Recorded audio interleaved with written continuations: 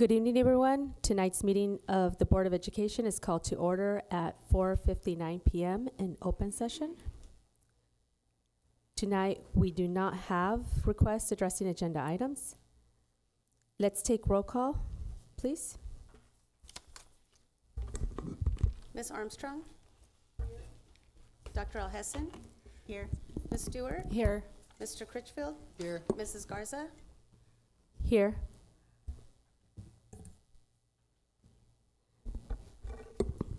Thank you. Let's begin the retreat, Dr. Drotti. Oh, thank you, Mrs. Garza. Yeah, appreciate everybody coming in today. You'll notice this is a different setup than what we normally have. And I would like for us to remember this because I would like to continue to execute this process because I think it allows for a much deeper conversation around equity, around data and things like that.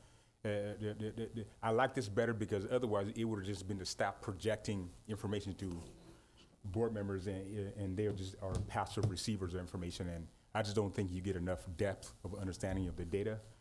Board members are so essential to our success in that the staff and the board members having the same understanding of the issues that we have to address, what's working and what's not working. We have to be on the same page on that. So this is a process we're going to continue to engage in, and we'll take notes on how this goes, and if we need to improve on it, we'll improve on it, and just kind of go from there. So in the tables, we do have staff members there that live this data, and they'll also help us facilitate some of the discussions, and they'll be a part of it because I think us talking together and really coming to conclusions on what we see is important.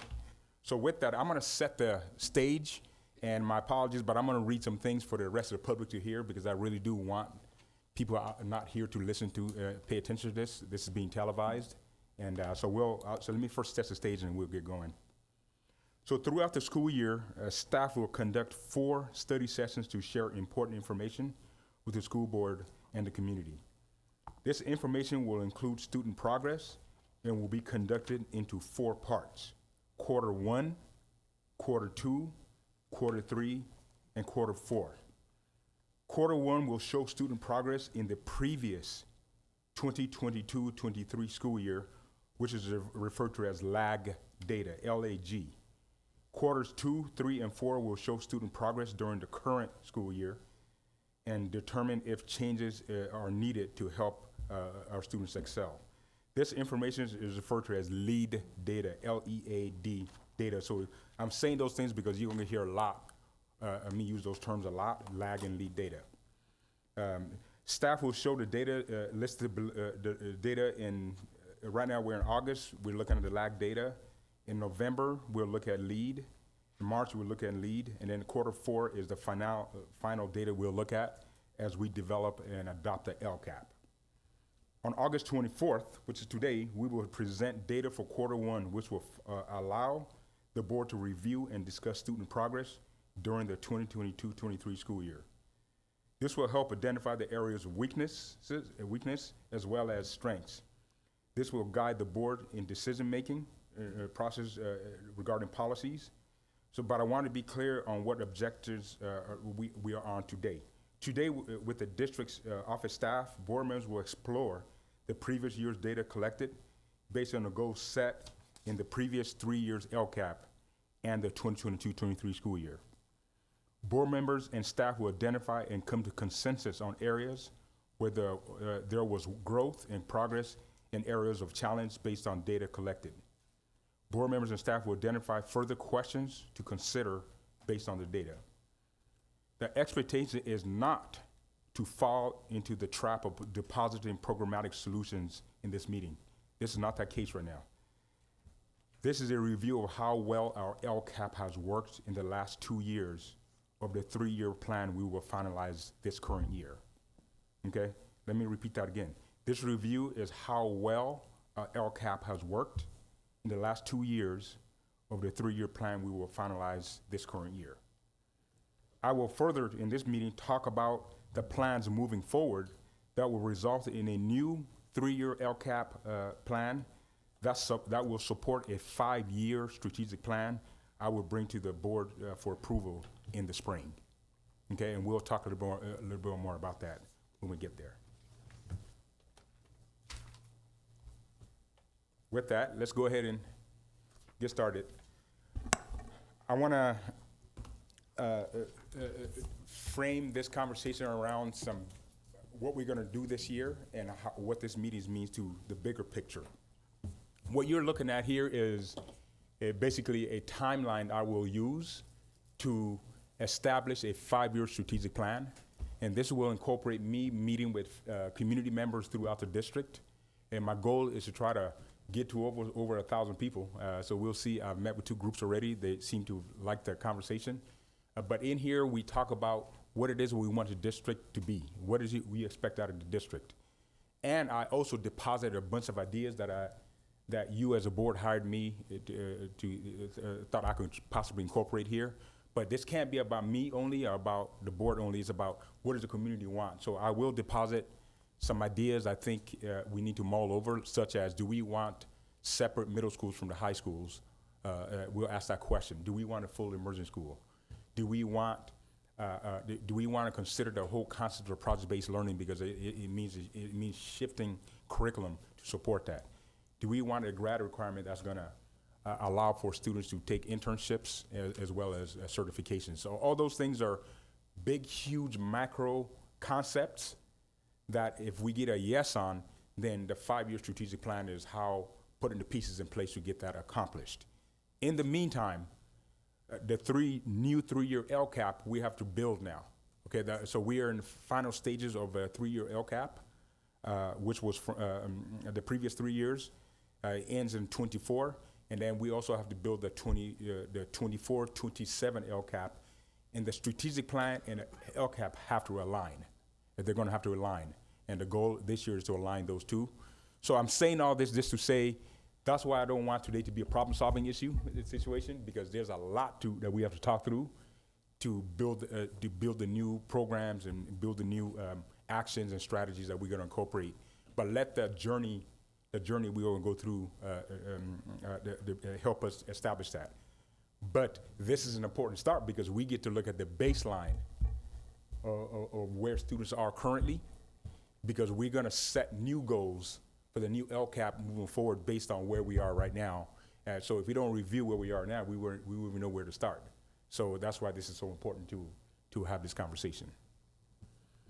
With that, I'm going to pass this on to Mrs. Bonnie Carter, who will actually take us back to the current LCAP, and here she'll talk about the values that was established in the LCAP, the priorities, and also the goals, because we need that as we read the data, because we have to coordinate the goals that we have and measure that against the outcomes that we see. So, Mr. Carter, why don't you take us through that piece? Absolutely. So the slide that you're seeing up here is sort of a one shot at our current LCAP. So our current LCAP was built on the core values of equity, achievement, and community.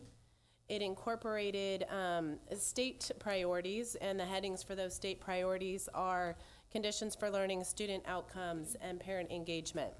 Underneath that, you're going to see our 3 goals that were established for our LCAP. The first goal under equity being provide all students safe, collaborative conditions for learning.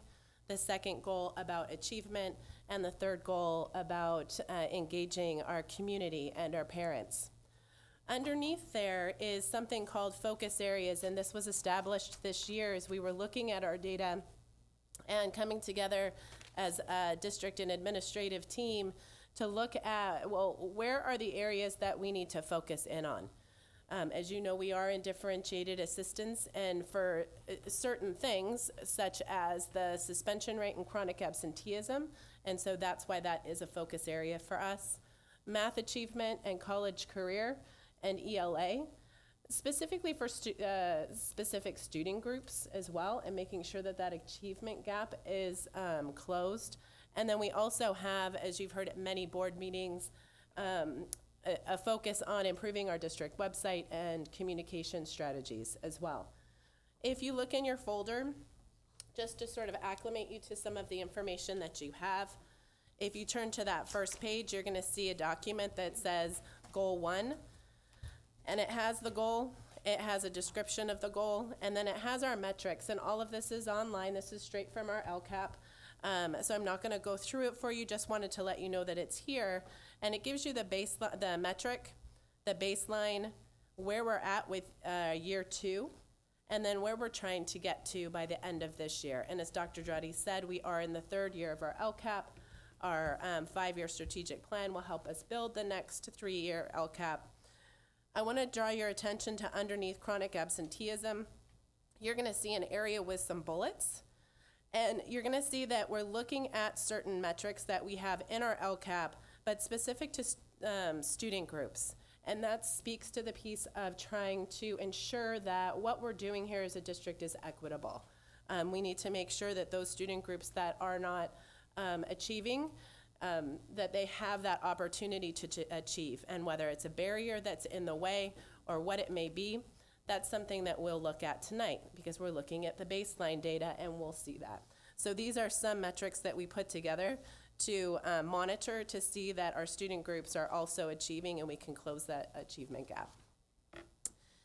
It's a little lengthy. It is about 8 pages, but it has all of your goals there. So that sort of lays the foundation of where we're at with our LCAP right now. Dr. Draddy, if you want to share. Gotcha. For me, thank you. You're welcome. So I want to explain the method I'm asking. I want to explain the method I'm asking us to use in establishing coherence in the district. Let me explain what I mean by coherence. In the education realm, coherence refers to the alignment and connection between various components of an educational system, curriculum, or instructional approaches. It involves ensuring that different elements work together in a seamless and logical manner to enhance learning outcomes and overall effectiveness. Coherence can be observed in various levels within the educational system. Essentially, how can we, essentially what we're saying here is, how can we ensure or guarantee that every grade level is receiving the level of Tier 1 instruction and rigor to be successful at their grade level? Meaning, each grade level, meaning that if each grade level does their part, then the next grade level would have a much better shot at addressing the gaps at the grade level and is helping address the gap in achievement. Each group depicted in this illustration has a part to do. Our success in the district will be a result of the staff and the board working together within their respective roles. So what you're looking at here is essentially a diagram that depicts the different constituents we have in the system. I'll start off with the student learning. Basically, we always need to be clear. We need to be clear on what do we expect our students to be able to do and know. And how, so can we actually as a system describe what that is, right? Because if you don't know what you want the students, what they know or how to behave, how do you even draw up a plan for that, right? We need to establish that clearly. And then I'm going from bottom up. It's not really a hierarchical thing. I'll explain to you. It's like a huddle. I'll explain that in a little bit.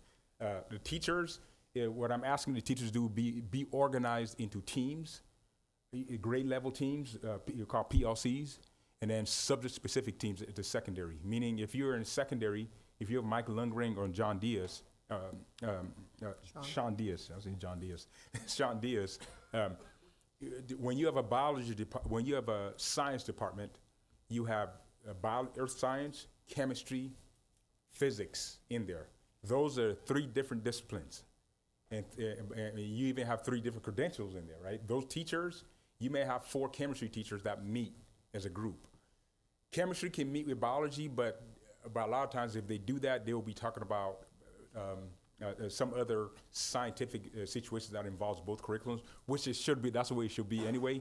But the point is, chemistry is taught, which is chemistry standards, biology standards, and those teachers have to work collaboratively to ensure that. So that's why they have to operate in teams. And same for the different grade levels. What I'm also asking is, Sean Diaz or Mike Lundgren very well can't just meet with the entire 80 to 100 staff that are in these groups to talk about intricate details of what they want to accomplish at their school. The principal has to be able to work in a nimble way with a representative of those teacher teams, right? So we're asking us to select a teacher leader from those PLCs to represent the grade level or a subject on the site leadership team of the principal, in which what they do is they come up with school action plans, expectations for the school policies, and things that they decide to work on together. And then the principals are essential to this because they are basically the facilitators of these conversations, and they need to be equipped with the information and the strategy to be able to bring the staff together. The stuff I'm describing may sound like as if it's easy, but it is a difficult thing to do. It's not, it's a difficult thing to do, bring people together in a room to ask them to change their grading practices, or to change, or to unpack data, or to possibly drop what they have done because it's not working, all right? That's what I meant by it's being difficult. So, but they are there. They're involved in the conversation. We're not being top down and saying you would do this without any kind of consensus building with the team. So it's essential that those teams work together, collaborate in that way. And then lastly, if you look up, it says district leadership. I'm including the board members as a part of that. This is where we set the expectations, the outcomes, and everything else. That's why I'm having the strategic plan conversations. I'm having the LCAP conversations to be able to establish district-wide what is our goal for each student. What are our values? Do we want the graduation rates at a certain way? Do we want certifications? If it's a yes, guess what? Part of the data will be we expect students to have this many certifications, this many internships, and then we establish district. And then what happens is the school sites then look at what the board and the district have established with the input from the community, and then they build their site plans collaboratively together to accomplish those goals. So if you do it right, there should never be anybody saying that they weren't involved in decision making. Right? There shouldn't be anybody now. What I'm describing is theoretical, but it can't be 100% practical, but we have to work at it. Okay, we have to work at it, and today is a big part of that. That's why today we're looking at data, looking at outcomes, because it'll help us then formulate the goals and stuff for the next LCAP, and that's how the whole thing trickles down. Let me, if you can, yeah. So I didn't want the people out there to think that somehow this is a hierarchical thing, or I'm sitting up here on high and telling people what to do, because that you can read that thing and think that's what it is. That is actually a huddle, okay, with the students in the middle. We're all huddled up, and we have problems to solve. Let me. So coherence means let's figure out what is distracting us from us being as efficient as possible, right? So for example, I'm gonna give you an example. I'm sorry I'm going on, but this is important. Right now, we're studying, for example, the reorganization. I'm bringing this up because I know that's a topic that's very sensitive in this community. I'm learning that, I'm seeing that. It causes a lot of anxiety and stress from staff level, from students and parents. So, well, I'm looking at the situation, and this situation involves parents' decisions, it involves board decisions, it involves staff's decisions, it involves principals, all right? So in there, when we solve that problem or try to make reorganization much easier, the stuff I'm gonna recommend, what you're gonna notice is, because I got some ideas on how to improve it, it's gonna impact every single constituency of that group, right? And then we say, well, if we do this is what that means. Are you guys all good with it? Because if we do this will allow our students to be in class the first day of school without any kind of movement. Are you guys good with that? Yes, we are, but that means I might be pissing people off in making some decisions early on. And are we all good with that? So those are the type of conversations I'm talking about us having and continue to change and shift. But it requires those conversations to take place and everybody understanding the reason why we're doing what we're doing. Okay? With that, I'm going to pass this on to Bonnie Carter. We're setting the stage. Just to let you know, we have to do this in order for everything we're moving forward to make sense. But we're going to get you in the data in a second here, but we got to really set the stage on this. Mr. Carter, why don't you talk about the connection between the LCAP and the school plans and how the whole thing works together? So on this slide, you're going to see the huddle that Dr. Drotti's talking about in the top left corner. And on the bottom right corner, you're going to see an improvement plan or a school plan. And that plan is connected to the focus areas. So each of our sites are looking at their own data, determining what their needs are as a school site, and determining what their focus areas are as a school site. We did that as a district as well, but they're all interconnected. For us to create our LCAP, it includes all of our students, and so we want all of our students to be successful. However, each one of our sites have different communities, different needs, but their needs are not completely outside of what's in the LCAP and what are the focus areas for the district as well. So there is an alignment there. It looks like it comes top down, LCAP to school plans, BUSD focus areas, and school site focus areas, but really they're interconnected. So as a school site principal, I would look at the LCAP, I would look at the focus areas for the district, and then I would look at my data with my staff and think about, okay, is there an area that's connected to the LCAP that we also have the same need? And is that an area that we would like to make a focus area for ourselves? And so that's how that is built. And then the site would then be monitoring those focus areas for the remainder of the school year. And that's what Dr. Andrade is going to talk about in just a little bit, is that this 4-quarter review is really about the school sites looking at what their needs are and monitoring their progress, but us as a district as well, looking at how our students are achieving throughout the year, and looking to see if what we're putting in place is working. Great. So within the theory of action, within my theory of action, it has 3 components. First is to establish a culture of shared accountability through a systems approach. I just got through describing that when I explained that. Another component of my theory of action is we need to teach cross-culture and social emotional skills, because this is where you really engage the students and get them interested in learning. And then lastly, engage in constant self-reflection around issues of equity. Okay, we always be in a reflective mode. So what you're looking at here is a process in which how we would do that. Okay, so we organize the year into 4 quadrants. Quarter 1, I think I mentioned that before, quarter 2, quarter 3, quarter 4. Quarter 1, as I mentioned earlier, that we're looking at lag data, okay? So quarter 1 will be, let me back off, sorry, let me back up. I'm talking too fast here. I'm gonna start with quarter 4 because that will make more sense. Quarter 4 is our process of adopting the LCAP in every year. In there, when we adopt the LCAP, we also adopt the school sites plans. We adopt the expenditures, the resources, and everything. And if done right, staff working with their principals would have had input into what the site plan is. I don't know how efficient we are with that piece right now, but we do have an LCAP. We have school site plans. We have now what we're gonna recognize is everybody on the same page with that LCAP and school site plans. When we actually execute, if there's complaints, I don't want to do this, why am I doing this and all that, that would tell me that maybe we weren't together on what that is. People don't want to go to professional learning. They think, oh, we have to talk about that. So we have the LCAP already. What we're looking at right now, so let's go into quarter 1 now. So we got that adopted in quarter 4, have the LCAP, school site plans, everything. Now we're looking at quarter 1, which is during the April through June, we took an assessment, okay, and we collected data of where a student. Now, in August, during quarter 1, right now we're looking at how our students did based on our goals and the data that we collected at the end of the year.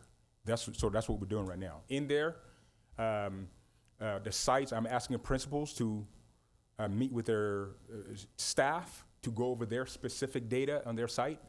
We're gonna look at data district-wide here, but the sites are replicating the same thing by looking at their specific site data and see how their students did based on their site goal plans.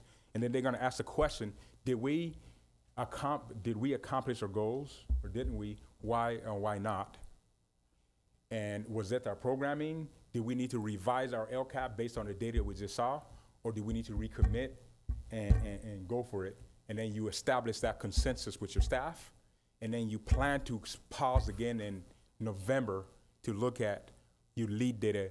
Okay, based on our data that we set in August, are our students making progress, or are we still continuing to see the same trends from the past, right? So if you imagine between August and November, you got to pause and say, okay, what happened between those months? And be honest about, as a team, did we actually do what we said we were supposed to do? If not, why not? If we did it work? And you really engage in that conversation under that. So we're going to look at referral data. You're going to look at SST. You're going to look at all kinds of information that we're going to collect to see if we're making progress. We repeat the same thing in March under quarter 3. And then we gather all that information from quarter 1, quarter 2, quarter 3, while we review the last details, and then you start working on a new LCAP, and next year's LCAP, or annual, what they call an annual review of the LCAP, because we would establish a 3-year plan. You do the annual review to see if it makes sense. Sites would have talked to the staff. They would have decided, do we need buyback days or not? Or do we need this, or do we need that? You would have then made plans for the following year with the LCAP. We adopt it, and then we continue the process again. This is designed as a learning mechanism with the assumption that we have a growth mindset, with the assumption that everybody in the system wants to do the right thing by students, meaning you're not going to resist progress, okay? You're not going to resist progress. That's all I'm asking for, is let's not resist progress. If you don't get your way, don't take your marbles and go home. I know I use that term over and over. It's important because I think as adults sometimes we just don't deal with conflict well, and I to get my way and you just forget it all. But doing that hurts students. Doing that hurts students, okay?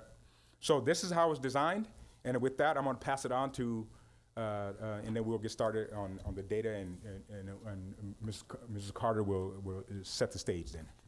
Okay, so we're going to start to get into the data. This slide shows you that tonight we are focusing just on lag metrics. So I'm going to sort of set your focus on what you're going to be seeing. Before we do that, though, we want to set some norms. Anytime that we're looking at data, it's important for us to have some norms, and these are a couple here. So I'll read them, but I'd like you to think about, can we agree to these? Is there something else that we need to add to them? If we can agree to them, great. Number 1, be respectful and assume positive intent. And that speaks to what Dr. Jody was talking about. We're all in this for our students. And when we look at something, we need to look at it from everybody is trying to do the best. That's the positive intent. Refrain from judgment and blaming, and focus on the facts. Can we agree to those? I see shaking heads. Is there anything that you'd like to add? We're taking you through an exercise that the staff go through when they look at data, so. Okay, so we'll remember these, and if there's any time at your table where maybe we're not adhering to those norms, just say norm check. You don't have to call anybody out. You don't have to tell them what they're doing wrong. Just say norm check, and everybody will know. All right. It's testing the system. All right, this is going to be our first question, but before we get into this, so we're going to have 3 areas that we're going to look at data. We're going to look at academic data, college career, and engagement data. Now, one of our focus areas when we came together as a district admin looking at these things, and principal admin as well, was that we wanted equity to be one of our focus areas, but we decided that it runs throughout all. So as you're looking at this data in all 3 of those areas, you're going to see that it's broken down by student groups as well, so that we can have that equity conversation within each of the areas that we're looking at. You're also going to notice that we have data in here from 21-22, so be very cautious about the years that you're looking at. And the reason that we have that is we did want to give you some data in comparison to other districts surrounding us, or where some of our students may go. So if you go back into your folder, right after the LCAP metrics, you're going to see a table that has blue headings, and it basically shows you from the U.S. Census data, July 2022, the areas that we're going to be looking at. You've got Bellflower there, Lakewood, Downey, Paramount, Linwood, Compton, Long Beach, and Cerritos. The reason that we don't have ABC as a unified is because Cerritos is closer to us, and so that was the city that we used to look at census data. So that's there for you as a resource, and then when you turn to the next page, you're gonna see more demographics. So for all of those districts, and on this page, you're now gonna see ABC as the district, you're gonna see the breakdown by student group. And typically, you're gonna see African American or Black, Hispanic, White. Those are our main groups here in Bellflower. But this graphic will show you Asian, Pacific Islander, or 2 or more races. So look at English learners, socioeconomically disadvantaged, foster youth, homeless, and students with disabilities as well. So as you're looking at data, if you want a reference check, you've got that demographics. The next chart that's in here is really about Bellflower, and it breaks up our student enrollment 22-23 based off our student groups, and then what other groups they're in. So if you're looking at our African American group, 12.6% of our population is African American or Black.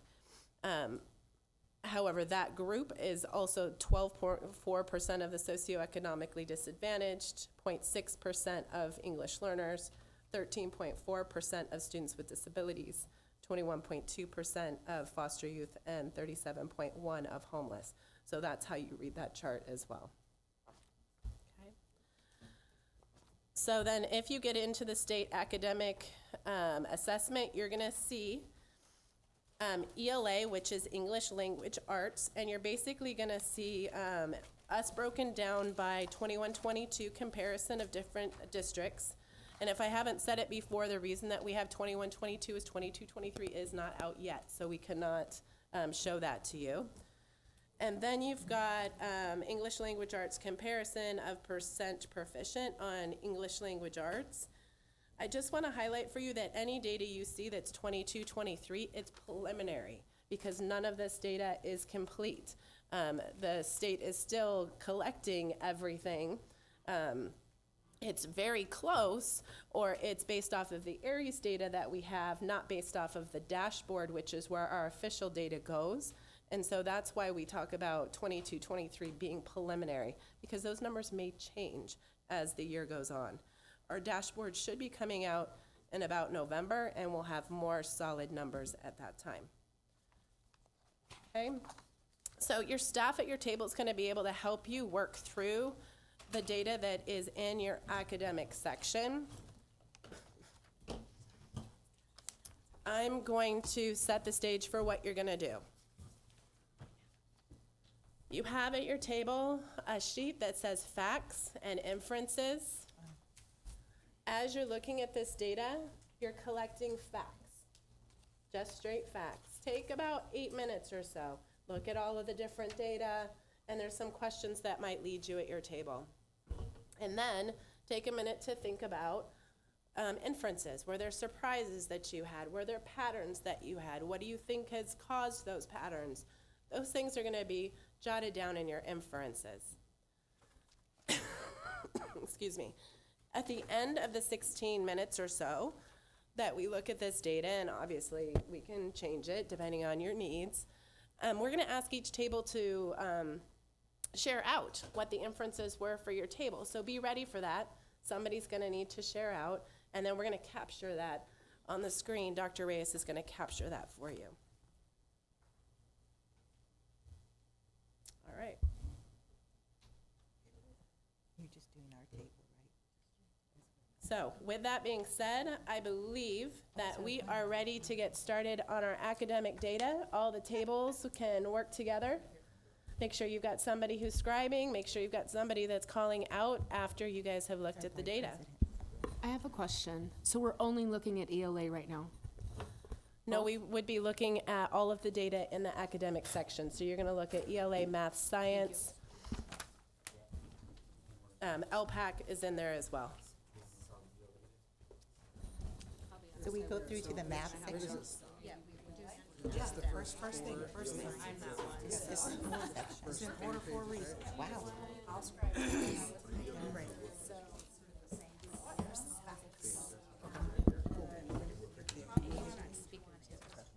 Not go too far?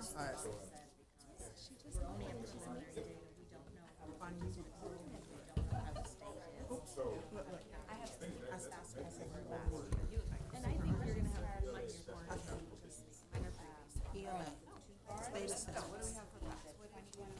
fact that ABC is outperforming everybody by 15%. And, but it's all, but it's the fact that statewide, the state, the persistency results are 47%. And understand this is the 21-22 data. The how, and this is from the It's basically 6 dashboard. points under. So there's different data, right? So there's the dashboard, then there's the series. Results. We are performing under Downey, Long Beach, and ABC. We are outperforming Compton just by a little bit. How is the data? Paramount and Linwood by 10 points. Okay? I'm completely oblivious to the area system. So the way the results here come from, at the end of each year.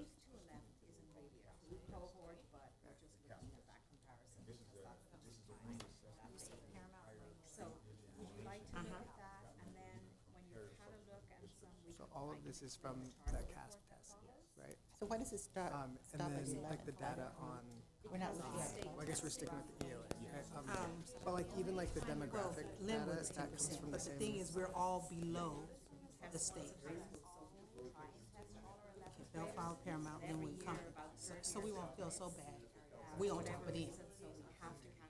Okay, Downey And the same thing with the demographic data, it's from the CASP and test as well. ABC are above the state proficiency. And we're about 6 points below, it's okay. Okay, and now this down here. Okay, so Albert Baxter. So what's the lag on As a district. us getting data, and then how long That's it takes the 2021, dashboard?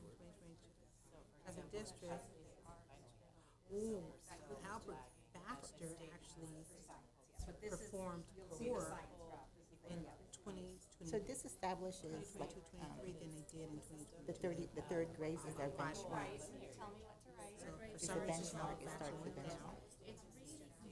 Bellflower, slightly went, no, they went up. Okay? Craig Williams went down. And, So like Ernie with our demographic data, Esther it's Lindstrom from enrollment, right? remained about the So like same, from the but just time a we little get like bit our final down. enrollment, like how long does it Ernie take? Pyle increased a little bit. Because it's in our system.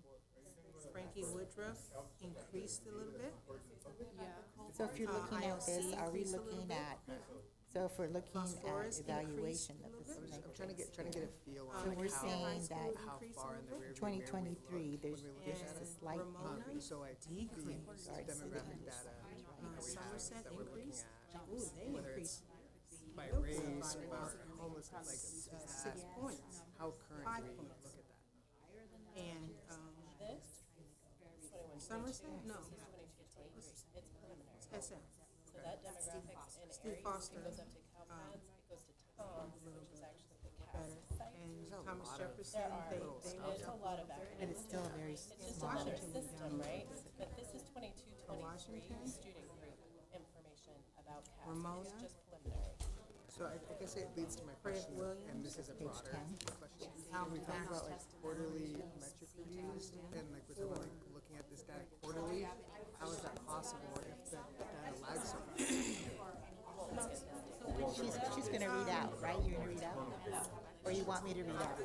You're board president, so. The only thing we can look at is like probably why, why some of the We're in the middle schools, of that window right now. Okay, so we'll look at lost some of their our points. own data, but we'll still look at What strategies happened or to didn't have a happen? comparison. This Were there supports in 2021, 2022 that we Right. didn't have in 22, 23? Okay?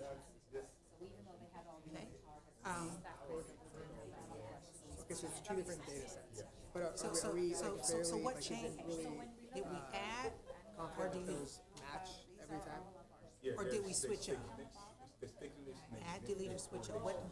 what could have been the factor that made us drop a little? In the past, like a big difference Thing is the good thing about it, that the So margins when you look at Somerset, for lead. aren't that bad. This it was looks like they have the 5%. largest increase. That's about 5. But it's kind of misconceived because the numbers are smaller in that school. So how are you, how is that evaluation? In regards to comparison? Do you see what I'm saying? Yeah.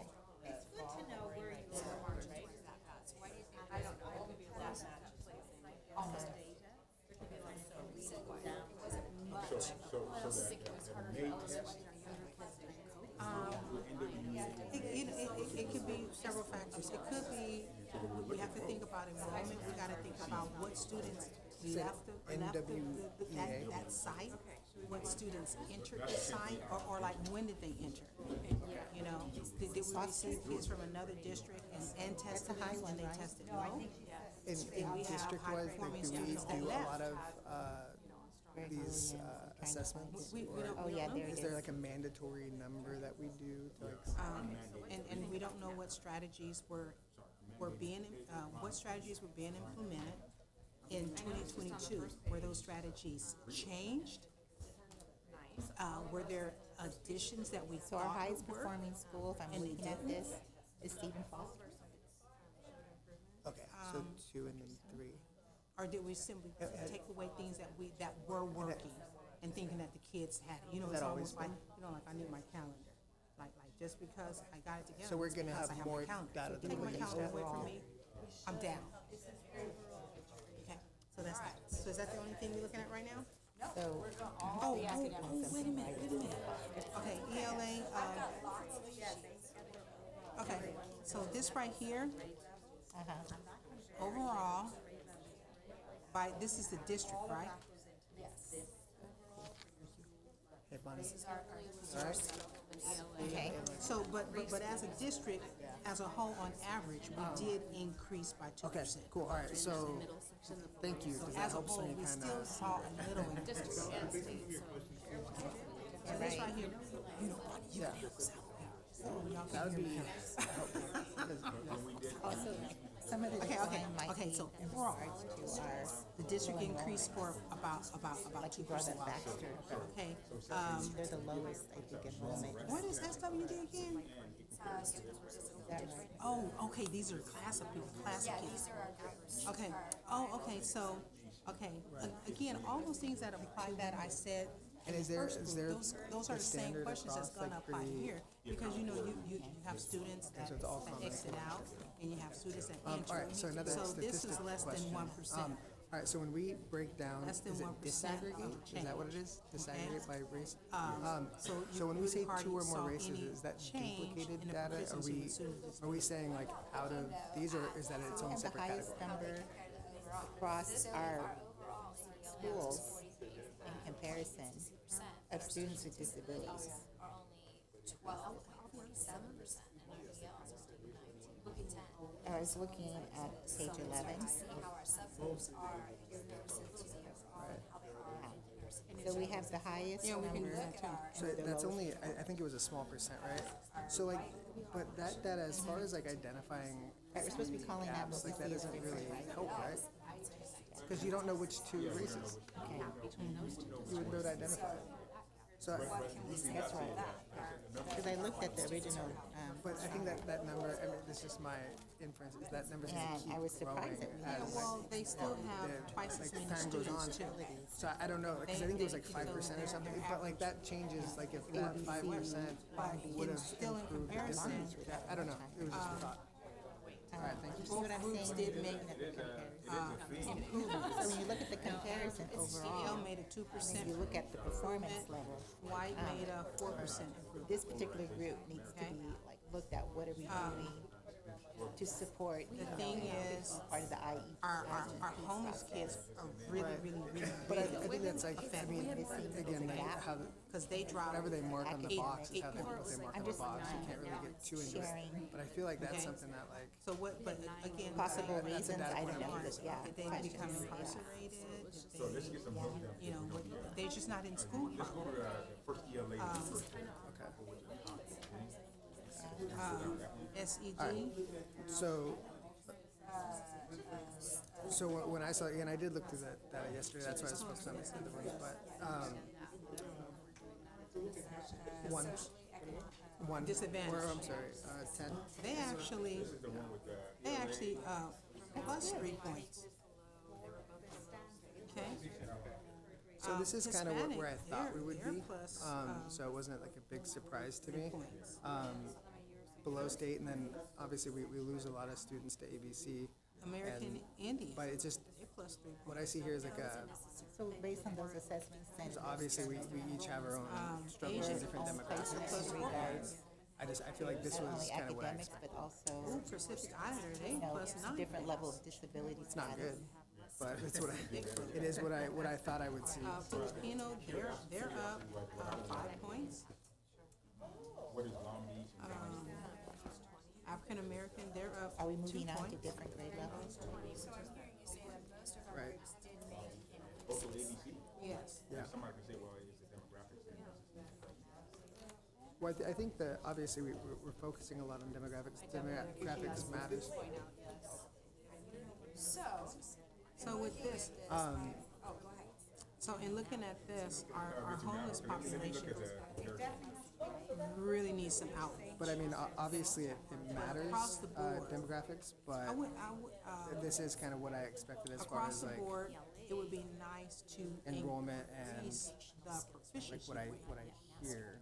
Okay, but even though they are making some The progress, surprising part is Can that we a couple make of these more? districts that I thought would be doing better. the biggest gain was But also when you looked at that data, Just like about 9 Paramount, points. the majority were African actually thought American, We can get which I thought all was of very our I surprising. thought Long Beach was a little bit groups higher.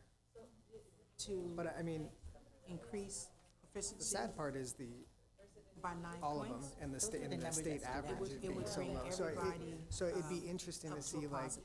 as the state average. I would love to see the state average over the past 5 years and what that trajectory is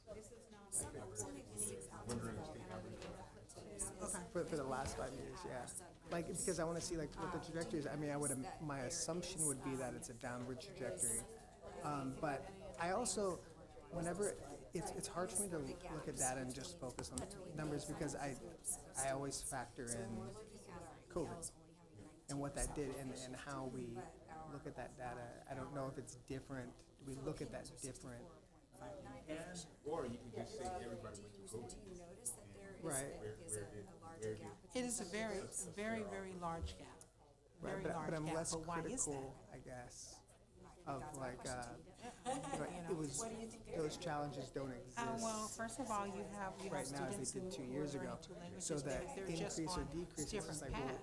I think that's something In that their education, not in many their have really different looked paths, at, they like, have more why challenges that to deal happened with. and how that happened. Because So a lot it of just, teachers it's hard that to make Asian, it actionable they're not learning English when we don't and have those content. challenges. These kids are learning language and content. Okay, the homeless kids they're in, Standards for they're academics, challenged environmentally. They're probably was the some of the first part? brightest kids, but environmentally, they're challenged. So Right, what can we do? right.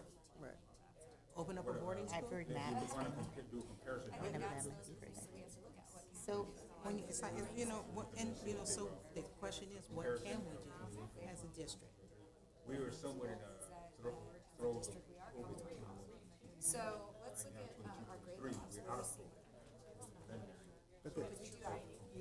it also draws on, what Roddy was saying. And the only question, and I most know, part, rather than justification. focusing on the data I have, I'm everybody- thinking about other data Oh, the that's not there, sixth grade for but some I would, reason went like, did we just Because that would retake, like, part of lost that ground? Yeah. Or did we emotional actually improve? and academic Did development. any of these, like, period, actually when they do that improve, or did we transition. just But- make up Yeah, where we What were do I- already? That's the You only know what I mean? Yeah, and so that would mean, Like- like, for example, if you look at, let's just say, and that would be interesting comparison to other districts. And this is that as, don't have as a that. district. Like I think Los Alamitos does, and doesn't Long Beach have a separate middle school? Yeah, that's odd. That's definitely, Yeah, so that'd be interesting data to look at. I think that's the only, them The and, highest, the highest these are, negative, Mixed. oh, okay. oh, that's the That's the 11th grade. 11th, 8th grade, and, well, I think, you know, they're gonna have to really get themselves together, you know, they're. Why are they higher than these other Right. groups, I guess? I would say like over the years, you know, these students are learning how to learn. Was it full? And if they're on that A through G thing, and they're learning and they're focused, It was your they're, acquaintance? they're, you know, they're just performing better because they can Yeah. study better, and they know they're about to graduate, and they really don't have time to play around. If they're going to, you know, have a chance at being successful How did some- in college, science or trade.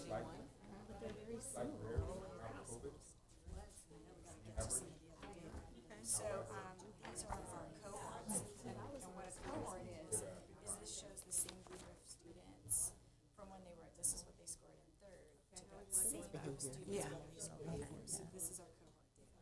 This is what you have there. Despite there being designated time. So from third to fourth, Well, I think it's the language, increase a bit. but it's the language component. You're talking about the dual immersion, right? Fourth to Ones fifth, that are fully I immersion, believe, yeah. probably because of different concepts being. It's the language, being, and that language and culture taught. development. The increase was, high school And this is, very minimum, and only one. The same thing with fifth to sixth, they're really being one thing I challenged. think is, so what, in statistics, like the same larger thing the from sample 6 size, to the more 7, accurate it's gonna be. still being But do challenged. some of these have like a much smaller sample size? Cause like, you know, a dozen kids can really affect It seemed like sample it's size of less. 100 as opposed to, Or no, it's minimum. Third to fourth, you know, general concepts, I guess, I don't know. And then Right. from 7 to 8, you see a 4% increase. yeah. And then from 8 to 11, look at that. That's 19. 19. So our best performing schools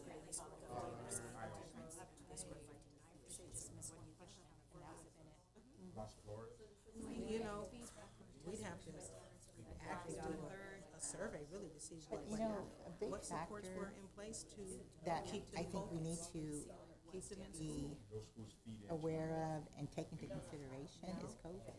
Because that's Because really this is the good to time have a they were group. just coming Another back. factor is like, how many kids left the program, how many And kids so there are many students, added to the program. and with the chronic Kids absenteeism, diagnosed, yeah. put in a different So I program. think those are factors we don't that, know. yeah. But the thing is, it seems like there's, I think those are factors that if they weren't in existence, we might see a totally different chart here. Right. I mean, I'm looking at Somerset, Yes, but again, I I'm- think, I don't know how much of that's, yeah. The number probably declined. That's the only thing it would do, it would decline. And then, that's that one? Well, this is, what we're really lucky this year is that SBAC is short, a lot shorter than it used to be because of COVID. We didn't have the test, they came back, and they were really short, so we couldn't get Something kids to happens at targets. 8 to 11. The assessment has, tests the students. Which one's not FEW? in individual standards, but it clusters the standards into claims and targets. So what you're gonna see on this page is the first year we've been able to have that, is that we have, it tells you what the targets are on this page, and then it tells you, and then what we see here are the standards. And this is saying how our students did in that standard, low. Oh, And so so that's an improvement. how they, in that particular target, my point is, the third grade was scoring up low in their overall performance. So these are looking at specifically at those targets, so it's breaking the types. What year would this be? This is our. So we do have Oh, just those our- yeah, our students, current- none of these are 10 duplicated, 10 right? Okay. those few students who've fallen through the Hispanic cracks. and Foster Right, the high Youth, school are level. they Still getting the scores in. duplicated? So it hasn't been released, so this is, Yeah. it could change, it could not.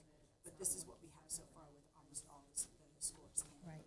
So what are we seeing here This is for, reading literary text, key details. I think that- These are the targets are standards. So what are we noticing? Shoot, the lower grades are really suffering as far as not really being able to meet the standard.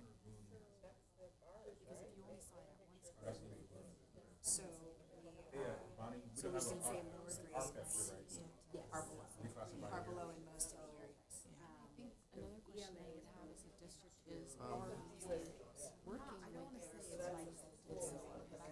Now, this is literary text.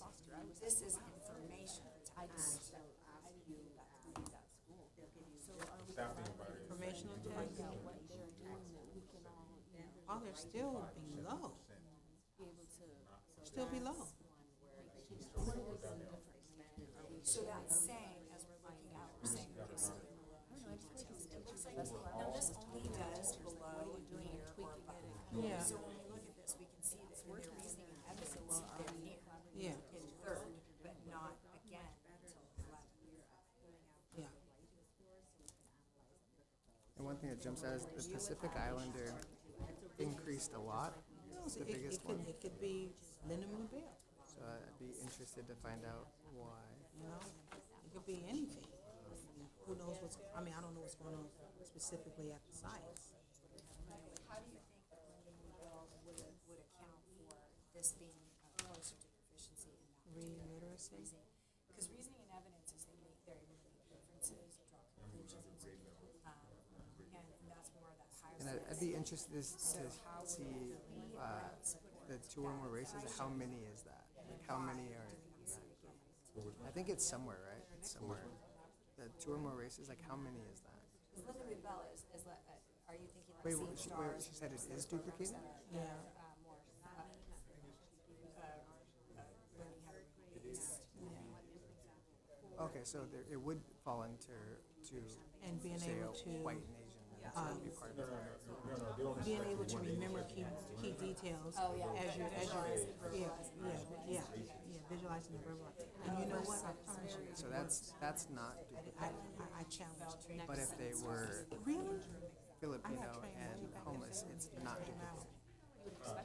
Through the county, and I didn't believe it would work, so I was cynical, and I was like, I'll do it. And I went up there and I read, he was doing this, first time in my Okay, so life. is homelessness and And didn't have to reread just because. So you're saying that what you're thinking is maybe in 11th grade, there's Right. using programs that boost students' ability to remember.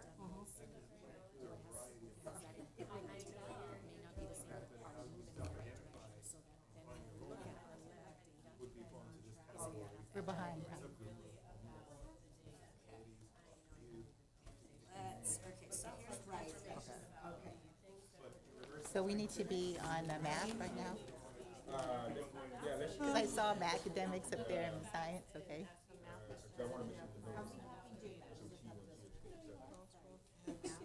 where are we at? Okay, so, So when this says compose full text, that's part of the, performance Obviously, test. sixth grade is a Fifth problem. grade is above. Interesting. that's on the next page, actually. When it says word literacy. Who knows, it could be a project that they did research on. Except for sixth, right? So is this, Post full text of page. We have fifth above, sixth near, seventh above. So that's very But is the question why is there no growth between fifth and Takes sixth? a little dip. They seem like it's, So if that's a flat line, that's a but then what's funny is they go below, and then those are above. questions that Myra were asking were related to this, right? That's what I was trying to get at, is that the feedback, relationship to reading. This gives a synopsis of all the grades, yeah. Right. So what do you think is causing the difference in, because what Because you know what, it could be, So how is this? a kid's probably, for some reason, likes that style of writing. Same kids, okay.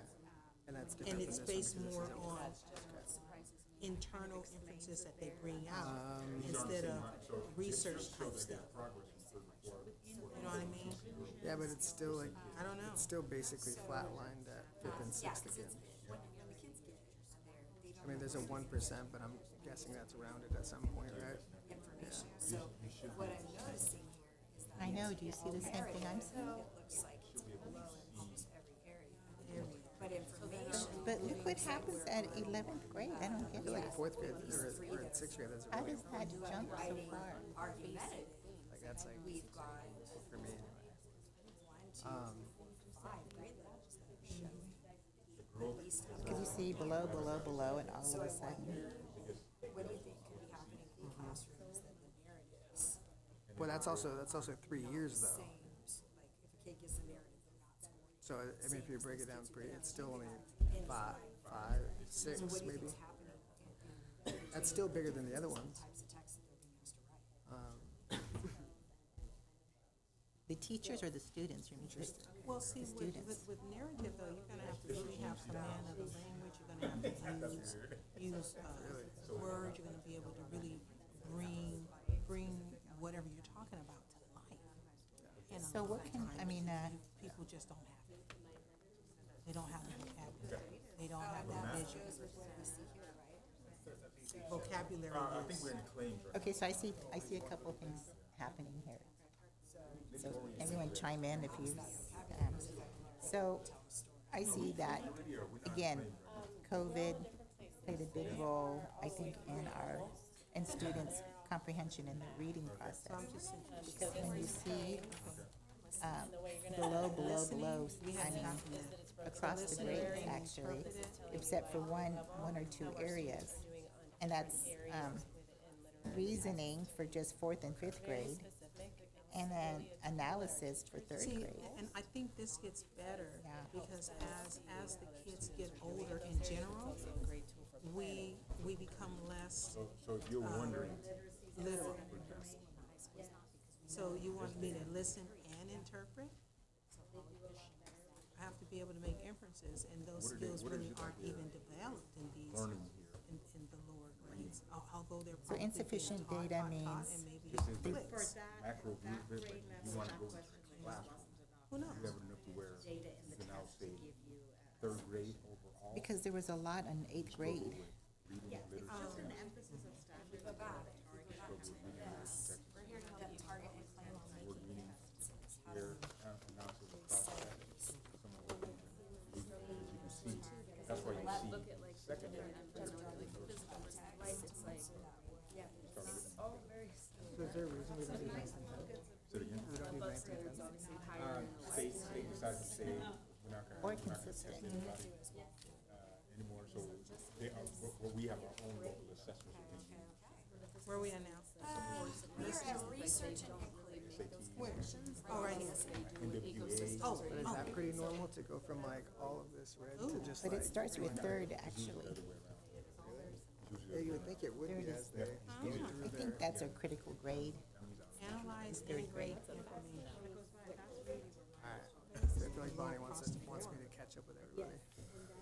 Alright, This is overall performance, now let's And break you it know down what? to more. of That first part could simply be because when sometimes, say for instance, you're studying science and they want you to analyze and this and that, and they're, and the kids see this. And so I think sometimes the way things are taught makes the concept a little bit more difficult. Wow. Where when all the teacher really has to do That's common is with ask a math simple experience. question. They're analyzing and brainstorming and inquiring. But when you throw those, like I those understand, yeah. instructional words But at what's them, happened then they get confused and they get all tense kids up. is that their When all dialogue's they in have their to head. do is really just relax and delve Not into really it. absorbing, do you understand what I'm saying? So I'll be talking.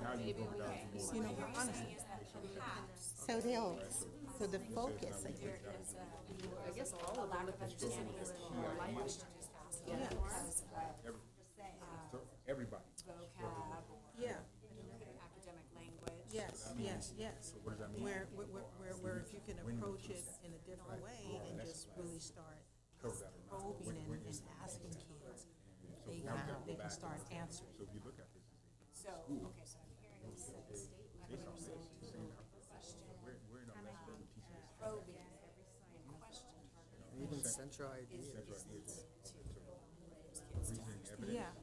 And forget those words, you know, just, you know, get down to the bottom of it, you The know. point is there's specificness there. teaching If kids, you, maybe teaching so if you go into further into writing, that translation is that what it is? Yeah, you're hearing me say that revised sometimes retext. our delivery everybody is, can What be I, scaled the down parts that and jump and out how at me we is like, how deliver is information to the compose students. full text Now, and we know that opinions and the students are arguments. gonna be analyzing Like, and making pretty differences, good, et cetera, with the exception but of a as a couple. teacher, But then, given like, that instruction, you know, we don't have to revise a use those brief words. text We can or- say, okay, we wanna or make sure the kids can analyze. How can I help the kids analyze without telling them that they're analyzing? Like revising a brief text Yeah, seems like a however, much but more once the simple teacher task than gets them compose a full going, text of the opinion teacher and can say, guess what argument. you just did?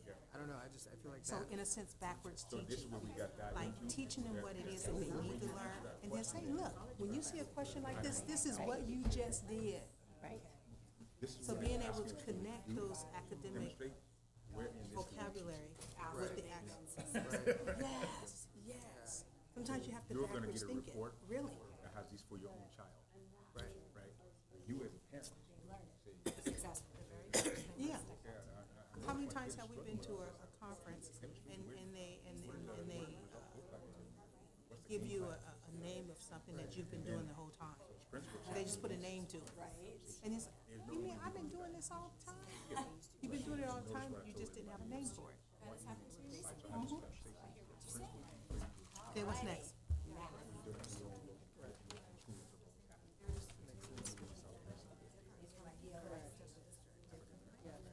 But are we allowing, like? Is it just requires- math and- Are we allowing We have more? students to be able to? How are we gonna do this, Bunny? I ain't used to doing all this work. And that's data that, is that data that parents have always gotten? Like this full breakdown of like, I need my thinking do cap. they get that annually? Okay. All right, so let's look at math. Overall. Let's look Overall, at how we did overall in comparison to everybody else. overall, oh my goodness, okay, wait a minute. We But our have teachers given, Bellflower, you know, part of our Paramount, studies is ooh, and learning down. styles. So are teachers given different modalities They'll have it for their and different type of learning Even styles long for distance students? by a little bit though.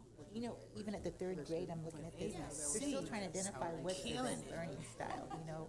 Are they Okay. auditory, are they visual, are they kinesthetic, are they, you know? Okay, so, So when was the last time the yeah, district? so, everybody for some reason is really Has that been a thing? performing under we send their individual. the state average. Right, right. Right. So we send them, And the only way you can figure out why this is happening the other is districts if do, but we you don't. analyze, You think that would test, be and test a turning questions. point for that? What do parents get from this district? If you analyze This data? the number 1, 2, 3, 4, 5. So the last one for use Everybody evidence missed for number 11th 3. grade, there's Now you nothing need to there. look at number 3 Okay, and figure out what kind of problem that was. Why are we missing that problem? And then could it be Yeah. that, it could be that during a course of that's why study, Bonnie was coming after us, because we were address that type of talking too problem. much. but at the same time, they put it on the test. Right, but, so it's just, so like, when we, like this breakdown, because that is, like, so. all these targets. Or the style How do of you know question. which specifically to work on with the So student? we don't know. Why is it? They scored on this specific thing. Yeah, so why is it, you know, they didn't understand? If number 3 is missed first, we have to analyze that question. So how would we do this? So the state isn't giving the target results. Okay, so let's look at our. Girl, I know how to do it. I know how to do it. I know how to do it. That's what he's asking. What would change it? What would change it is that, okay, so say for instance, you say, okay, how come everybody missed this one? This was the most missed question. But we don't know that. Okay, no, you know that after the kids take the test. I was just looking at that, yeah. Yeah. Test as opposed to this, because on at a site, on a site level. Ooh, on a site level, so on a site level or even in a class, why did your class miss 3, Renita? Why did your class mostly miss number 2? So on our classroom assignments that we're doing, you and I are doing, we're coming together, and then you did this question that I did, and then you're able to tell me what you did. Well, what did you do? Like, why did I take? Well, yeah.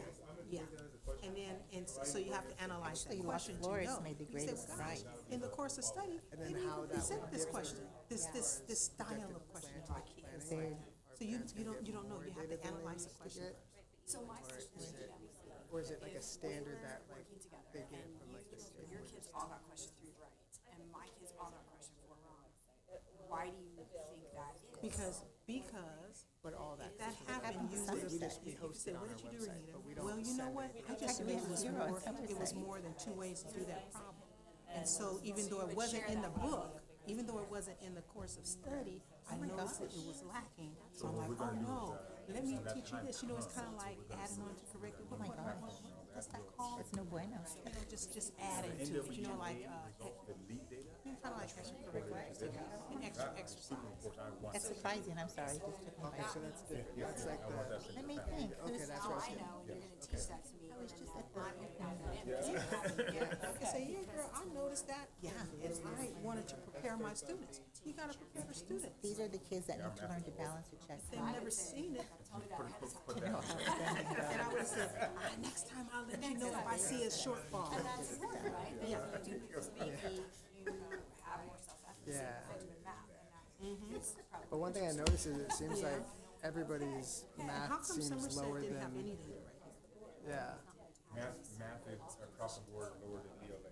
It's not, it's where they start We, learning words and things like that, or how does that part of the test work? high majority of the students are not. I was listening to them, they ask them certain questions, I haven't seen it done in their work. They ask them questions. What was the last, dang, so if you knew that last year, it seemed like you should have put something in place. Yes. You know what I'm saying? They do, and then they Now, just Bellflower went down, where I'm saying that. As a district, we improved Okay. Bellflower's, and Bellflower went down.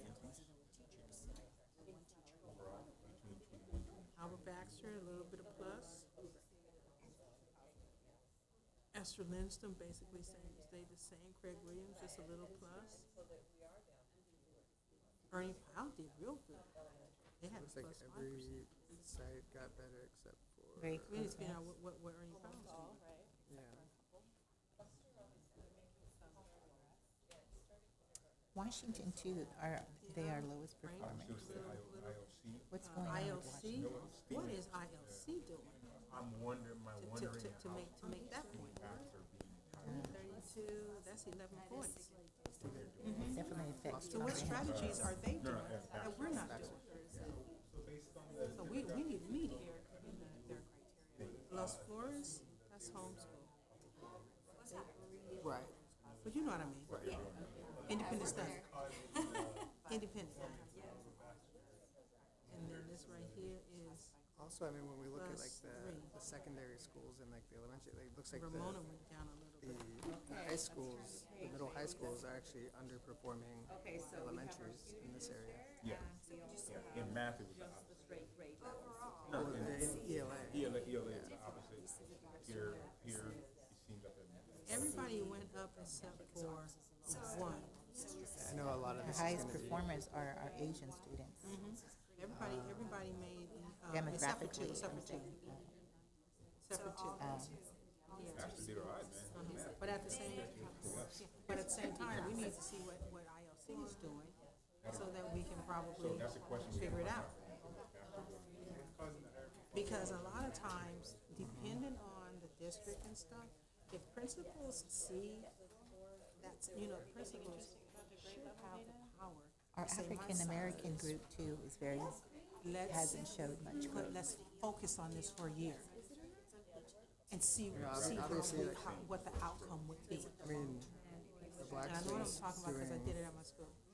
The you know, when we came back closer- from COVID, that first closer year, to we foster straight youth went than to they are reading intervention. most of the other We didn't categories. even worry about math. We just said we're gonna focus on reading. We told, no, for the whole school. And so it's like, What's it? only everybody. But the teacher problem with identified the math kid, the teacher was is the told, new "You standards still that teach were that kid like you're introduced. supposed to." Students Don't are think still it's having a just hard because we're time, pulling them and out that we're teachers are just still having a hard time. We're gonna give them intervention strategies to try to help them. And so after we, Intervention and their core instruction. yes. And So like the two or more races. it's got data proven. And we did it in math too, the year after. And we did it, Okay, but so there's a so like yeah. I know they could be in this bucket, but they're not. We're not putting them in these buckets.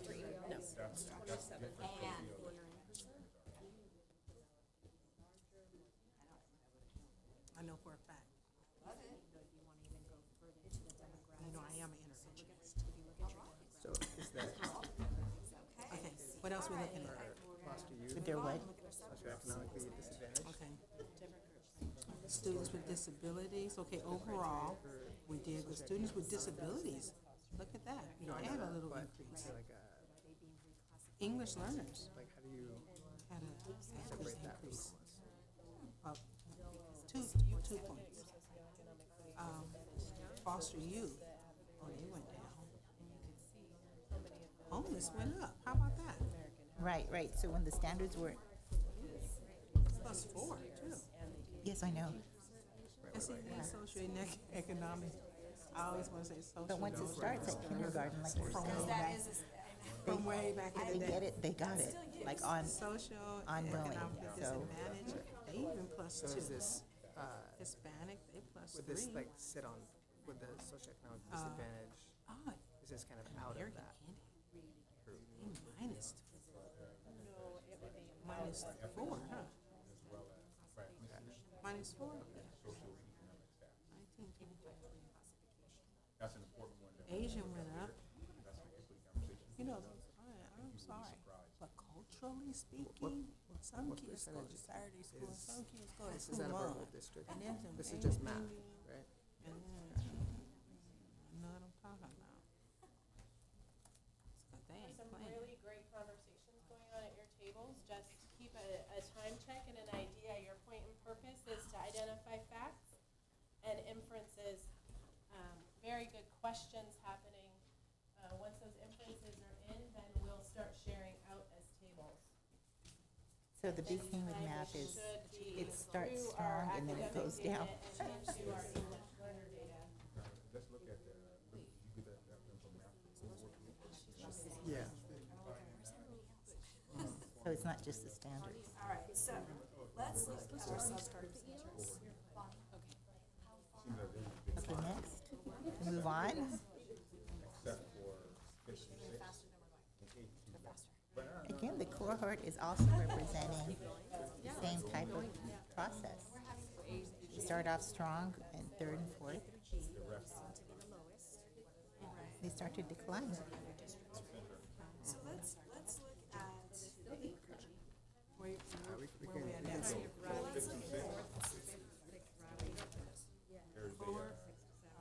so how are our cohorts doing? When the kids went from fifth grade to sixth grade, that's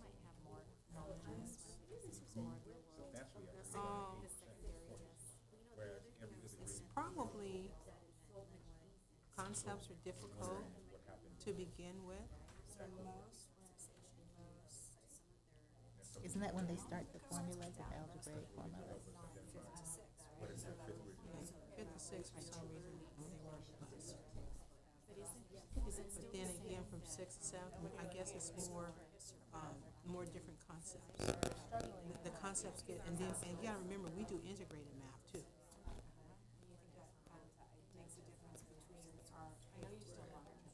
Because when we grew up, we didn't do integrated math. Everything was separated. So it is the standard. I haven't done this in 20 years. How does it habituate to bands? What are the bands they do now? And who knows, it's fifth and sixth, redoing these and just working it, you know? We don't know, they worked on these so much, you know, new concepts, seems it's 56 so concepts just hard being, because I it's get like we're confused when the like teachers old start concepts talking to being me about developed. like, And now because you're if it going was like a 6 and mix, 7, you'd be like, you're getting okay, more we new can concepts. I don't focus know. here, focus, but we're trying to like identify focus areas. Claims and targets. Since we, Yeah, a claim is a summary of the knowledge and skills expected to demonstrate. Yeah, I didn't write much, I was just comparing again state. I guess, but red is bad. So let's look at the overall performance. I just was looking, I was really just We taking. noticed that overall, these I'm trying to keep them on track, Bonnie. are below performance. That's a fact. But Myra keeps having all these great ideas, and so we just get deterred.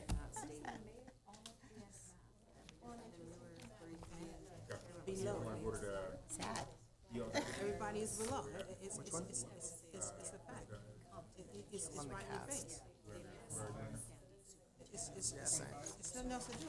It's below. Yeah, we have a couple more minutes of doing this, right? It's All right, I'm gonna run and this. the thing is, Jay, why I did is look at Jay? it. This isn't my first time. reason That's why I we're have all these shaped in random the questions. So concepts and procedures, measurement and data. what does that mean, Jay? Graph points, maybe that's a different, for some reason that's above. Why is that? So they're the only ones who scored above. What does that mean? What does that mean? Geometric measurement and perimeter. Summarize. That's what I was wondering. Investigate How does that patterns, you work? know, hey, maybe they good at patterns. Cause it changes. Oh, here it is. Geometry? State assessment, Oh, science, so they do well in so the geometry. state's at 29. Every place below, except for ABC. Oh, okay, those are the Okay. And then we are outperforming 3 schools. So I think we should note that. I think we should note that in the fourth grade, the only concept that But we are seems still to be above is the geometric. 10 points. For geometry target, yeah. So target J for fourth grade. Yeah, by 9 points. That's the only grade, and that's the only concept that was, 9 to 10 points. yeah, ABC is really the only district that yes. Oh, that's just where I copied it from. It was reading here. No, I cut and pasted It some, helped us. because I wanted to kind of have the information there, so when you look at the target, you can refer to that. Okay, so now we go Okay, to how you guys doing science. with your pace? We're on science. Too much? I think y'all should be doing great. Science. I'm supposed to be looking at what y'all. And like you said earlier, it's fifth, I know my role. I know. You can see where we were last year. This is all very sorted out. Just kidding, you guys. I love doing this. Wow. Takes us a while to kind of everyone stays at 20. Okay, bye. Except for ABC, in the whole state, in the whole state, ABC made 45%. Wow. So this is the 5th grade and 11th grade? Okay, let's see what they say. So this is, 12th grade? Where's 8? Oh, I see it. And we've got 5, 12, 8, 12 is, 5, they 8. really taken an 11, but where they didn't take an 11, maybe in your own district, or whatever, and then you take it. So we don't use it. Okay, so tell me about this.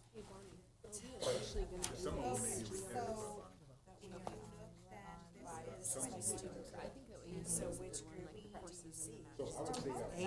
Asian and Hispanic. Not in not math, even though we're not happy with our.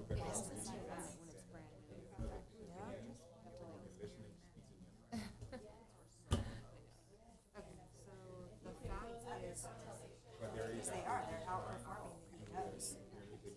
Yeah. But then when you see the EOs, Myra's going now. are they, Okay, so we're on fifth grade now, right? Are you looking at the same thing I'm looking at? What are we looking at now? Fifth grade? Well, the top is Oh, student, okay. Students.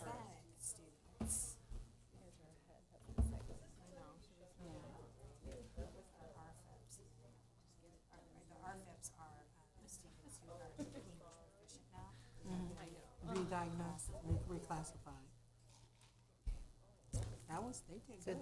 We're looking at the LCAP right now. And that's when you classify, you're supposed to, because you have to keep checking. And they doing better than the EO kids. How come there's no reading? 5 minutes. Is it, why there's no How reading? much more do we have? Okay, are you gonna just write that down? 21, Well, I let her meet Our homework. Why is it 0%? We never tested. We said the the redesignated kids are actually is I wanted the is next. performing, I see. This is your section, take it, you're on it. better than the English only kid. Well, that's a point two. 2%.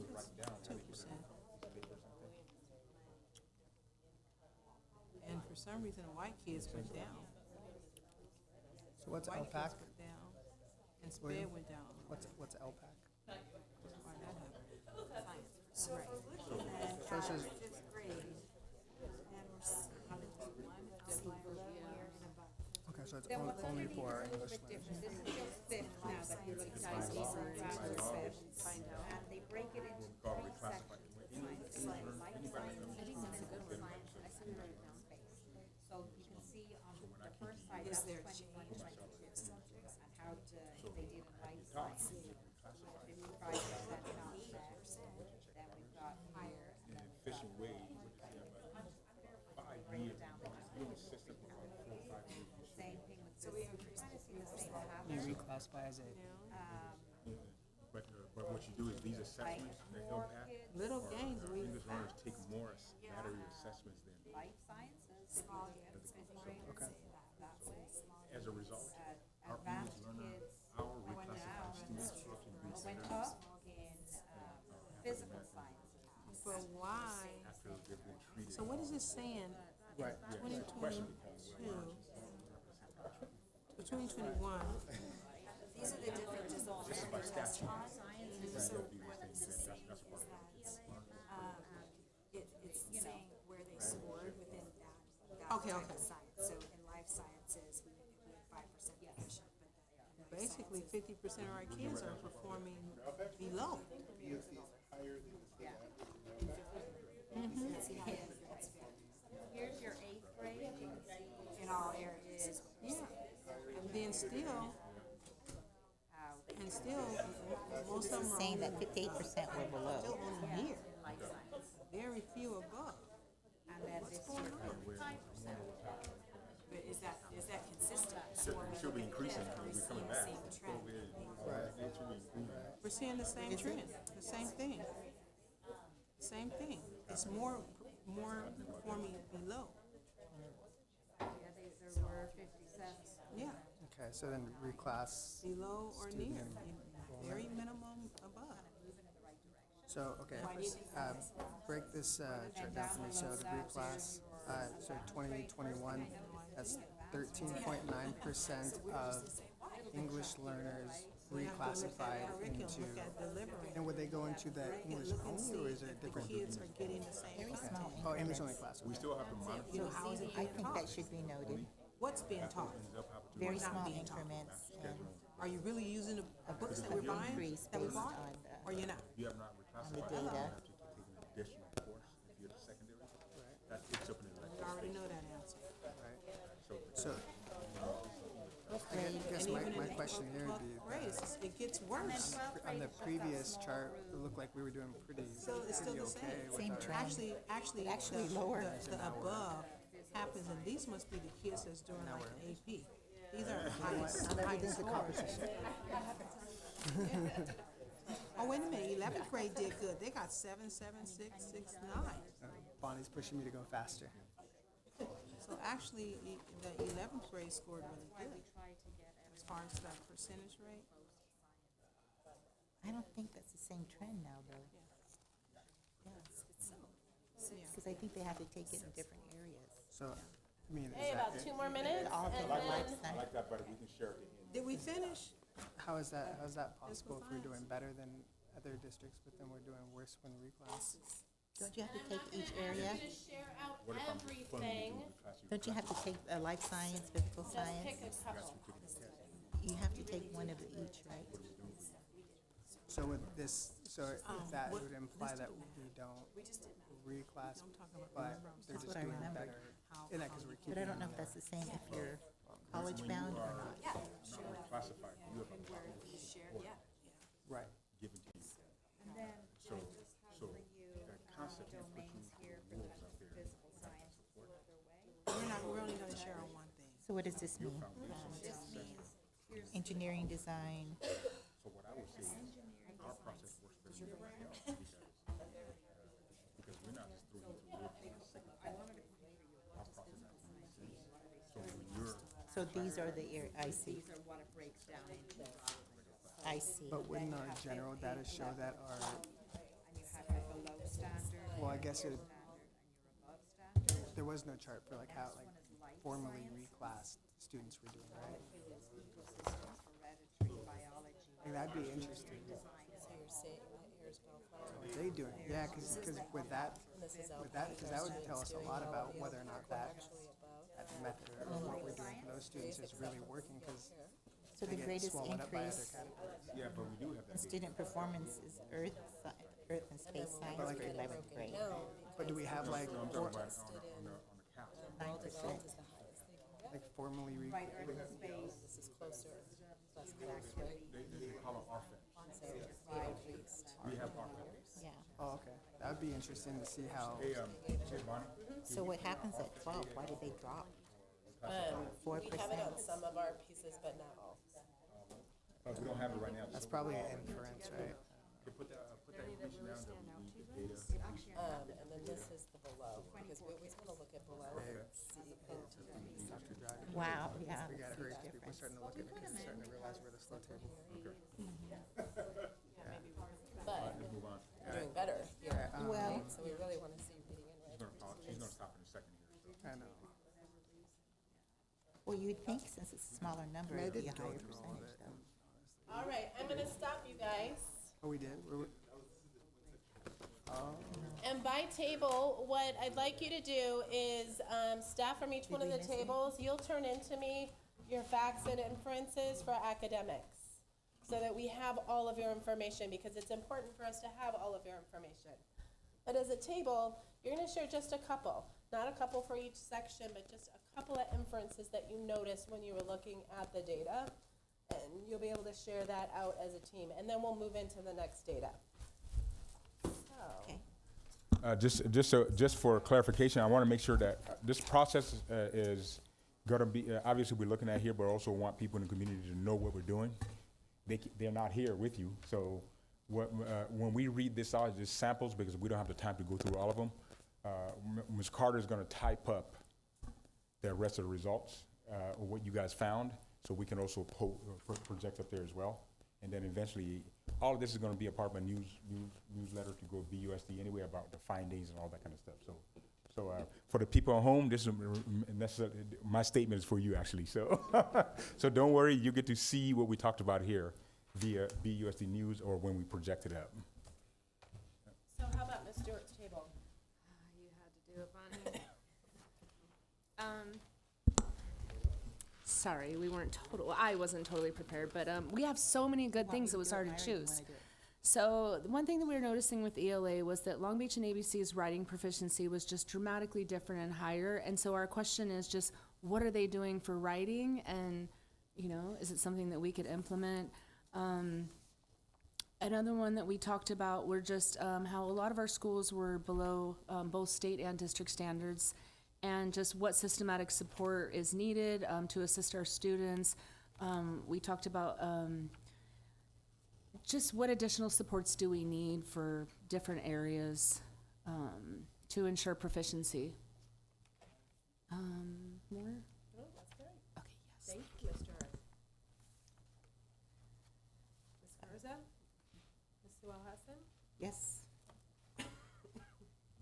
could review writing, it's fine. So we found, yes.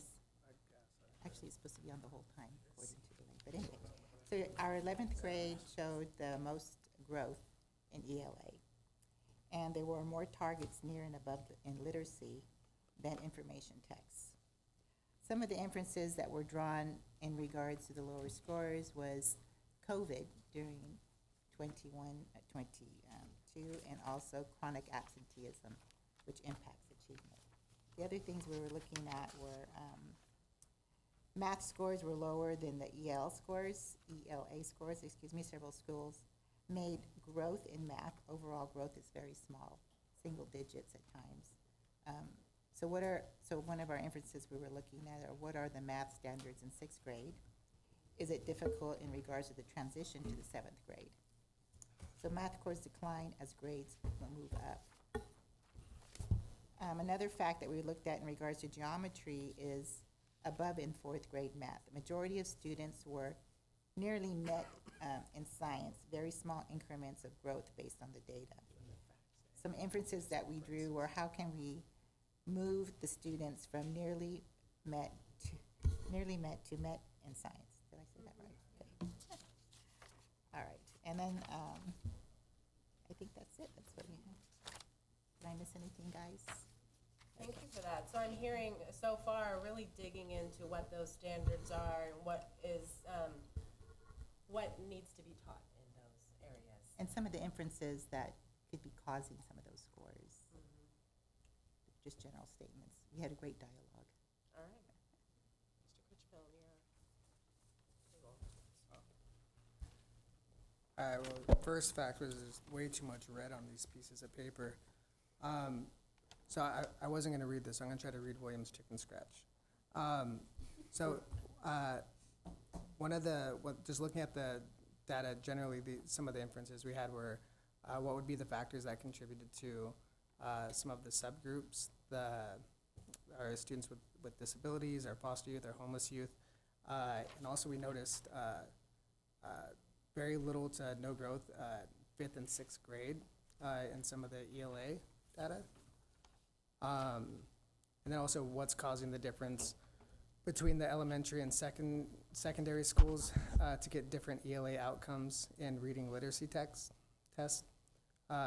What is causing the higher performance at Albert Baxter when compared to other schools in the district? And there's a bunch more, but William's got to work on his handwriting. Just kidding. No, that was it. Thanks for sharing. Yeah. So in the interest of time, we can move on. No. Go on, Tammy's done it. it, super. A couple things that we noticed were that the narrative writing seemed to be the lowest, and the highest area for everyone across the board was opinion argument. And so, we wondered why that was that way. And one of the things that Ms. Armstrong said was she felt that narratives you have to have a strong command of language, because you have to make things come to life, and that vocabulary is very important. And then when we went back and we looked, we saw that vocabulary was low across the board in all the grade levels, so we found that to be very interesting. We did also notice that ABC was outperforming everyone, and we also, I'm seeing math, you wrote it down, and I was like, where did I put that in my stuff? We saw that, overall we were underperforming in all areas of math. And one of the things that Ms. Armstrong was saying was that it's important to really look at the questions and to see, and I had a conversation with her about, well, we don't see the questions on SBAC, but she's saying that at school sites, when assessments are being given, teachers can talk about, well, why did my group do so well on question 13 and mine didn't? And so she talked about how, well, maybe when she was looking at the curriculum, she could see, oh, I knew this was missing. And I said, and you didn't tell me ahead of time? And so she said, but that information, that she had that information and I didn't have it, being able to be together and have those conversations about the questions ahead of time and about the content ahead of time would be very valuable. I don't want to keep going, but is that, you want That's great, yes. And we're going to get, like Dr. Roddy said, we're going to collect all of it because all of your inferences and your work is important. I'm starting to see sort of a theme, though, and that's diving into what is it that our students are supposed to be learning, and then working together to try to figure out, why maybe they're not, and what are those barriers. All right. So I'm going to walk around to the tables and grab your work product. The next two are not as meaty. Academics is very meaty. But college career, just to acclimate you, take a look at A through G. That's page 35 in your binder. When you look at this data, please keep in mind that the state has calculated A through G different ways over the last 3 years. So don't get stuck too much in the A through G land. And that's because of COVID and not having enough data and the dashboard. So what you're going to see there is the first column, 1920, is going to be a percentage of students that graduated prepared, which means that they took passed 2 AP classes, or they were proficient in SBAC. There's a lot of different ways that they can be graduate by being prepared, but this percentage is of those students that graduated prepared. In the state, 80% of students graduated prepared based off of A through G completion. In 2021, it doesn't do it that way. So it's really more of a 1 year. How are our graduates graduating A through G? And then that third year, you're going to see that it doesn't have the same group. So it's not the combined graduation rate and our continuation high schools. The next year, it was just the 4 and 5 year graduation cohort. So that's super technical to say that those scores are not necessarily comparable, but that 35% there for Bellflower is based off of the 21-22 metric, so you could see what the preliminary is. And then this is broken down by student group. And then your next group of data is going to be AP exams, and the amount of exams taken and the amount of students taking those exams. The next section is a percent of students taking advanced classes, and the student group breakdown based off of that. If you look at page 37, just to give you an idea of what that yellow bar means, this is an equity metric. So what we're looking at is we put the district enrollment percentage there. So on page 37, the second chart, for our Black African American students in Bellflower, we have 12.6% enrolled in the district. And in 22-23, 12.3% of the students in advanced ELA classes were 12.31. So you don't see a disparity there, but you may see a disparity in other areas. And so that's why that yellow bar is there, for you to see, are they comparable? You're gonna see that for ELA, math, science, social science, world language. Then you're gonna see a couple of graphs on our dual enrollment, the courses that are taken and the students that are taking these courses over the course of the last 2 years, and our career technical education information based off of students taking a concentrator course or introductory, completing a pathway, and then breakdowns by ethnicity, student group, and gender. That section ends with our special ed data, which is going to show you the percentage of students that have IEPs over the course of the last 3 years here at Bellflower, and it will have that equity marker in there as well. So it's gonna have that enrollment for each one of those student groups as well. And that's where you're gonna stop for this next section. Give you maybe about 20 minutes to get through those, a lot less slides. If you have any questions, please ask me. Dr. Jardy, do you want to say anything before we get started? Yeah, cool. So a lot of this data you're gonna look at here is about access and kids receiving the full programs. A lot of what you see out of this broad course of study will be how connected are students in all the different programs that we have. And I think what I want you to look at is the concept of disproportionality. Okay? In a perfect world, if you have, say, 10% girls in our schools, then a graduation rate, if things are perfect, should be 10% graduate, right? But if you see that it is disproportionate and other groups are not, then that's when you got to circle and say what's wrong. I use this example at other schools. You know, if I was in calculus class and I walk around and I see only, let's say the school's 50% females, and I walk into that class, I only see 10%. I'm gonna circle that and say, yeah, something's causing why our females are not taking calculus. What is it? So the reason why we look at these data, the A through G, and who's in programs and all that has to do with is everybody consistently getting access to the programs, or so certain students left out of certain things. So we're gonna look at consider disproportionality when we look at this, and also when we start looking at the discipline data and everything else too. Okay. Okay, your 20 minutes begins now.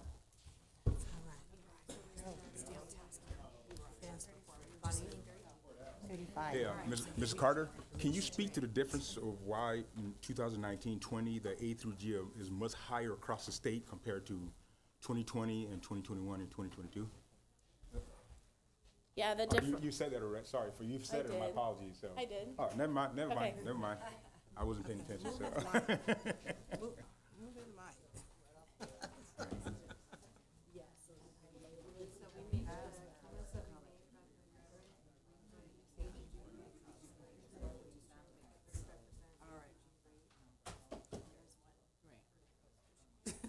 Yeah. Yeah. Yeah. That's the question. You know, you can always call me. Y'all know I love you. Call me. Hey. Okay, so let's look at The question is, what do we do? So, 22, 23, for the first 35, 6%. She did tell us these were different. So this is one of our equity rates. So if our total population is, maybe this is what year one was, so K through G, our equity markers, I don't see, it's not. Is this where we're starting? So this is just saying that this year, this particular year, this is the percentage of kids that took this. Yeah, you can still see. Or that's enrollment. Oh, that's enrollment in the AP class. It started in 2020. So, what do you notice on here? Well, I do notice that, as far as being able to complete it, African American, they really jumped up 12%. So the more, Yeah, yeah, yeah, a greater percentage. yeah. They went from 19 in 2020 to 12, 33. They had a really good increase. So they really had the most growth. English learners they just stayed the same. You had a little bit of growth one time with the But in Hispanic, but then comparison- it basically stayed the same.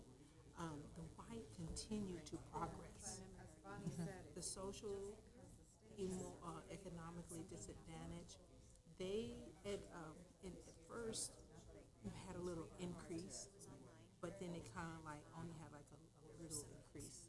So when The I'm last part. looking at, he asked us to do the 1920 journality and average discrepancy, so I noticed that. I have the 1920, so also. But 21, if you look at the English learners, in 2023 was 6.67%, but our students with disabilities was 9.62%. I'm sorry, Myra, so I thought you were going across here. Our students with disabilities did come back into April 1st of 2021, right? That's when we came back. So we shut down on March 13th of 2020. And we closed all the way until April. What are the components? What are the components that are being evaluated? Students with disabilities. So from this, they're saying from 4 to 10, that's a whole 6%. So our students with disabilities, passes, Yeah. But as far as the English learners, they're just across the board the same. There's no decrease or increase, no significant increase or decrease. They're just straight across. They will be unveiling the new college and career indicator But you're right, even eliminating that one, there's still a big, we're increasing. I wonder what's going on with African Americans. They really, they didn't do much of an increase, but maybe some things were happening. Yeah, yeah. That's the thing. Yeah.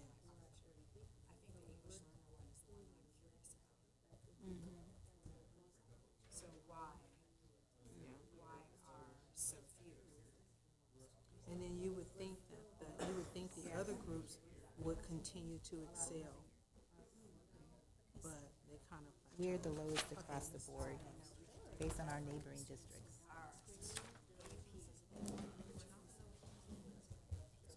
So 2021, 2022, that was COVID.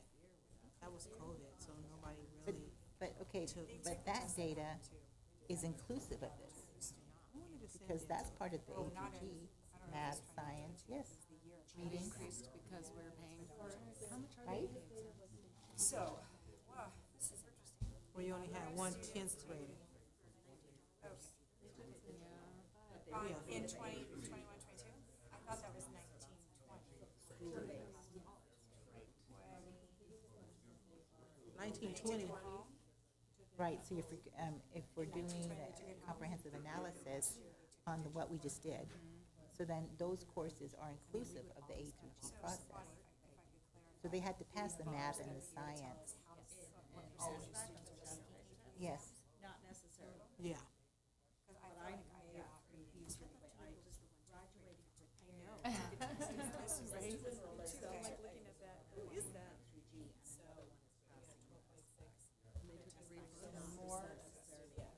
so there's no academic standard here. So we have a large population that's Comprehensive, it's all it's like a capstone courses, right? that's what she's saying. She's saying that when this many people enroll, that many are taking the test, that's a That's not, yeah, that's. So Right. for AP, fewer ELs Are taken. taking, and we noticed that trend was through the taking. And let me ask you something too. That's what I'm trying, Sorry, but I thought you meant was it somehow. I think I'm aligned with Stacy here. So, but the rest of them are basically the enrollment is actually Draft. kind of like hatching. That's the population, that's your. Okay, let me see, because when we're looking down here, let's stay on track, but if we're looking down here, when we look at the demographic breakdown, our English learners are even lower than our students with Okay, disabilities. so that's good. Wonder why that is.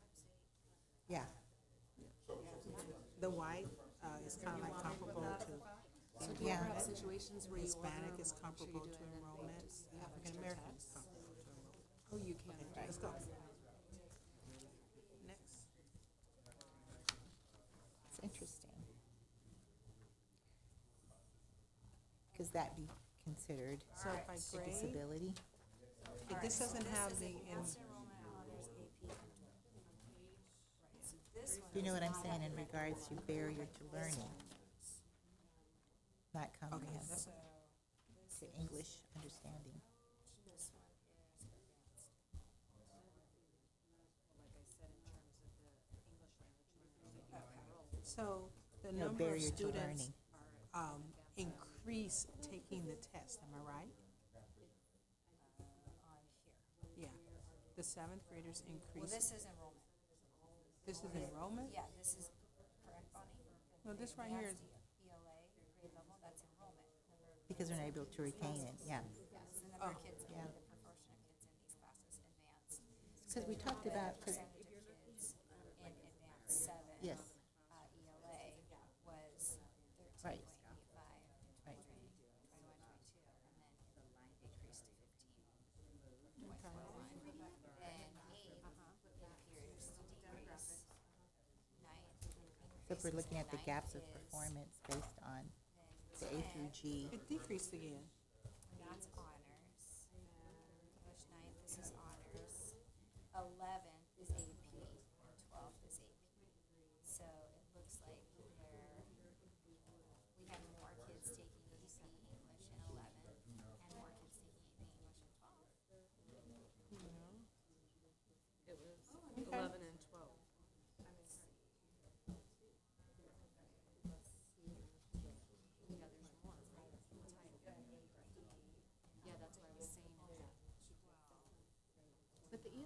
so different, just maybe because they just Okay.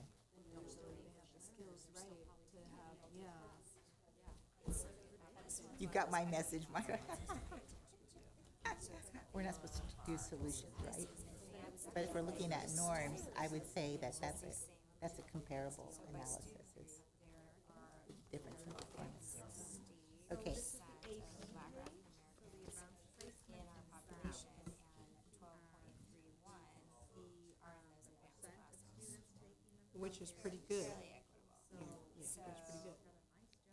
But for some reason, Hispanic is not really, yeah, it's fewer. So, 10th grade, we only had one student? So we only had one student? This is confusing. And then no one's taking it.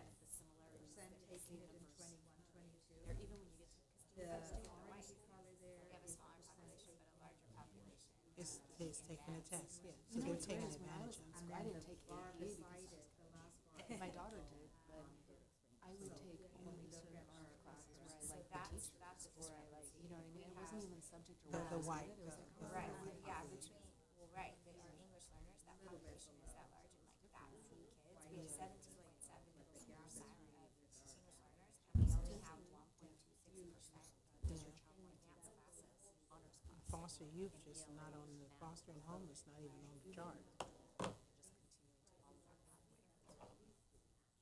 We don't have at school, but only a certain amount of our students are like in that specific program.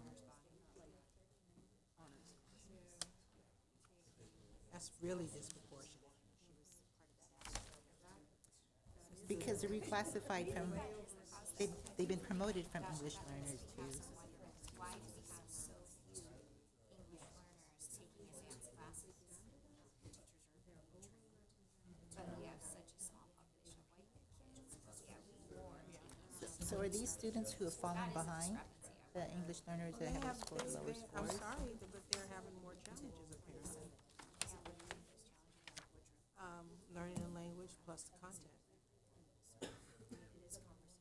But it's like if you had Sedai classes to help them with the language, they could probably understand it. Right, but how many of these English learners are reclassified? With all the withdrawal strategies we did. Yeah, it could be. So everyone was trained.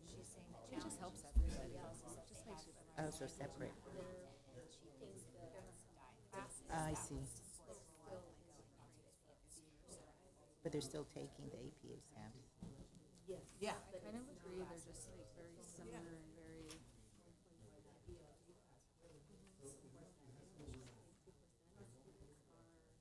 Yep. They have more challenges to overcome.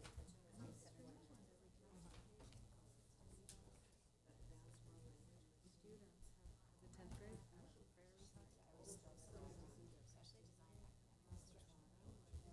All right, so here's our math. Again, we're just seeing moderate increases though, like in our Hispanic group. Well, it looks like it's increasing, right? The number of kids in advanced. Except for in the 10th grade and 12th grade, they decreased. Yes, but then I looked at the But end it's a one, significant decrease in the 12th grade. Is it because probably they've Yeah. taken all the math they're gonna take?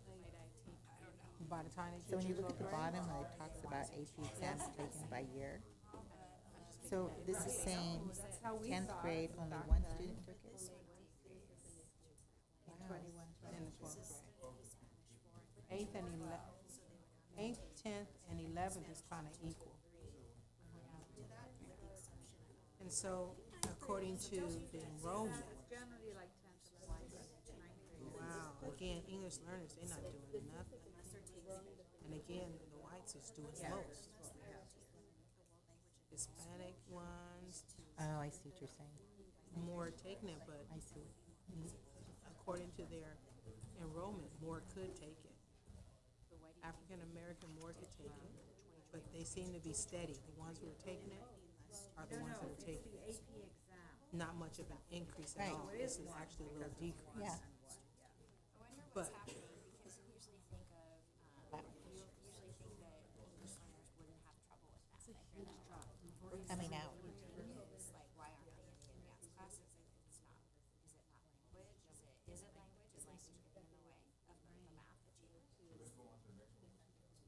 I would say language definitely is still getting in the way. When we were back in person, yeah. So this is saying, I'm sorry. So this is saying overall, percentage-wise, Let's see, science. 54% Well, look at the eighth took grade. it in 21, 22. That went down. And then there's a decline at 22, 23. But because we're still in that year, right? Or what happened here? At science. What are, So, wait, no, it's Oh, it's for CP. definitely more advanced science, more kids taking advanced science, right? Yeah. Yeah, it does, but also that we were, 54 point, are you Yeah. talking to at the end? yes. So that's, And then 12th grade, I'm telling you, they fulfill their requirements, so they ain't doing nothing. 54.94. They probably finish their requirements. And you have the most Yeah, we can significant time it. increase in 11th grade, because it was like, let me get it out the way. And so I don't have to take it into 12th grade. Here at the school, right? Yeah. 50%, so do we have more teachers that are now certified to take fewer classes? Mm-hmm, Want to take a shorter schedule, maybe? Oh, I see. Now by 448. group, again, the English learners, No. What not is, doing much, but we do see that some are taking more science than the other courses. So we have EL, more taking Science. so we had more exams taken. It's interesting that there was 139 students in 146 courses, so that. Science is a different thing. It's a different thing, you know? And then, So that's a of notable- course, that's a the whites notable are taking difference to note. advantage of Oh, it. to take two? Okay. See that? You see Yeah. you do see an increase of Hispanics getting right, into the 3 plus, sciences. yeah. The numbers dropped. There were Maybe more next year tests they'll taken. be up with So the you think enrollment. it might go higher, Because you see the growth is growing up. hypothetically. I think that's a game changer to be able to go and then, like for me, I was on scholarship, so I could have gotten my master's. It's a huge jump. that they, the English learners For are not athletes. taking advantage of Some of it, or those do But the students, probability drops. I get a lot of. So we're talking math. Probably not putting, Let's talk math. Let's talk we math. have to, The probability of taking more exams, you would have an increase in students having, it could be that other Higher things are score than higher priority. because you're having a higher number of students. Ooh, probability wise.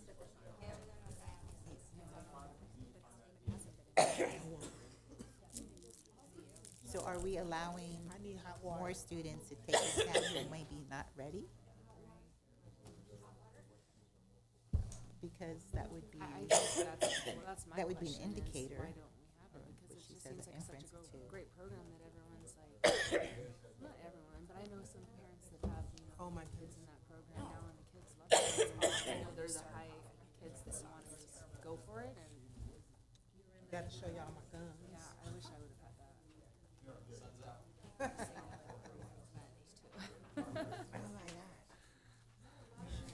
Good. Let's see, where we at? social science. Okay, I had a few Because there's a fee associated, right? what's the non-traditional participants? There's a fee, that's for Oh, that, this is, because I know for my, white still doing the same I thing. know for my kids that they, It seems to be a trend, right? okay, In this areas that are I had to, yeah, trend seems to be that the ELs The other question I had is just looking at And the the whites are- numbers and and then that looking at whites the are tearing it up. completions. it's based on Why the are economic, completions so low? isn't it based on economic? And then the Hispanics are that was, yeah. keeping a steady pace on this one. Okay, so now we're moving on.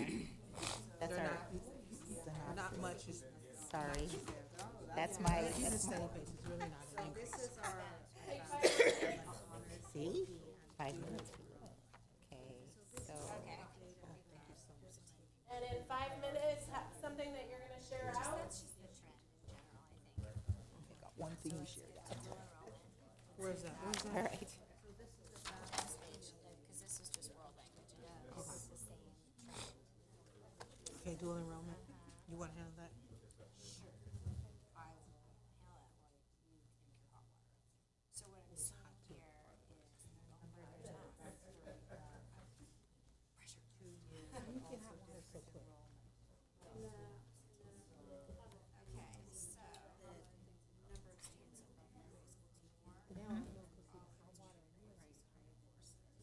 555 to 587. That, I had that written down too. Actually, 8. Okay, so the good news is. Do they have Yeah. more pathways? Actually, across the, We went from 139 in 21, yeah, I was looking at 22, 23, yeah. That's incredible. And it's probably because they're So there's offering a decrease in, a more of a variety too. I really appreciate, thank you. Well, now that you told me non-traditional, it surprises me that that number's pretty high. 390. I mean, they're single digits, it's not, ELs but 247, also, it's not, but students with disabilities. Black, we have 12.60, and there's fewer, That's kind of just a cool number that people are going out of the box and doing different things. fewer of Hispanics taking courses, but more of Yeah. Whites taking courses.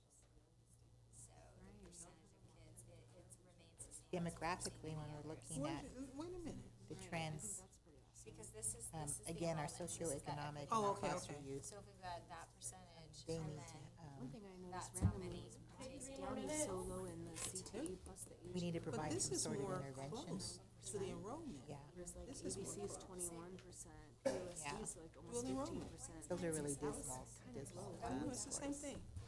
or Okay, this is the percentages as far enrollment. as, Oh, I have a, It was on my notes. I have a 9. This does not Was look the the same. college and career readiness, is that not where we are yet? Yeah, but what am I have a 9.8. Does the graphic have the CTE plus the Still not. AG? I don't have.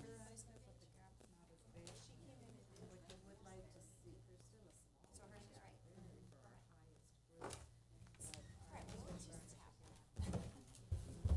So one of ours is Yeah, right. it's not that serious, I'll find it. but on math, This was a number that stuck out But to that's, me we at don't the know if moment. that's correct. She's checking to see if I have the right one or you have the right one.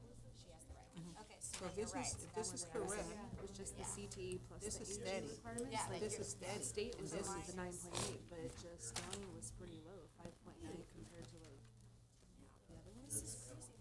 it's kind of strange, No, it just seems like because you're looking that they were higher than they are all the now. CTE pathways like we do. Yeah. I would assume Downey. Yes. Right, so.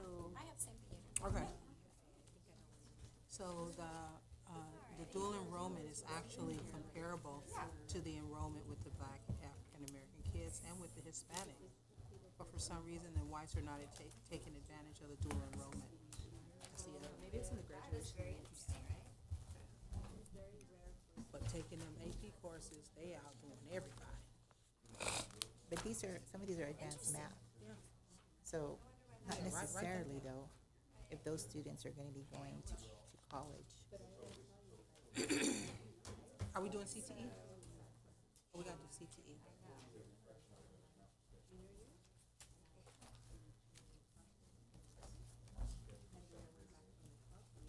Now I'm curious. I know, because I don't see it in there and it's in my notes. Well, but the trends when, You know but the ones that have trends when all the we were different in school are CTE different than And then now. CTE and E? And the criteria is different now. Okay. And Yeah, now they're we're going from the current year to the later My notes years. were, I need to get Earlier this years. prior because That's what I was writing my thinking notes that they like- should be, and taking them at the 12th grade level, because these are really advanced math, and if they're taking the AP test, they would have to have that knowledge in order to move forward. to this yet, right? So it looks like you're. No, you are. Do we do sped? Now, Las Flores has a very small population, but Just my main take was just Right, but this the isn't, this numbers, is the IEP not a numbers, just how much comprehensive, they're right? increasing from the They could years be to any one of these from classes. 1733 to That's what I'm 1941, understanding, like, yeah. So, You know what, but the thing is, while Somerset, no, while Bellflower and Mayfair is increasing, Somerset is decreasing. Somerset's the only one decreasing. What's going on? I know they have a whole different I must have mindset. had different things in my board book, because this isn't in here. Okay. And then. But the these are CTE AP classes, right? CTE pathway. yeah, I feel like I got extra pages though. so the enrollment, Las Flores just so you're saying, totally dropped off the map, seemed like. yeah, so they're lower numbers of students who'd be taking those classes. they have to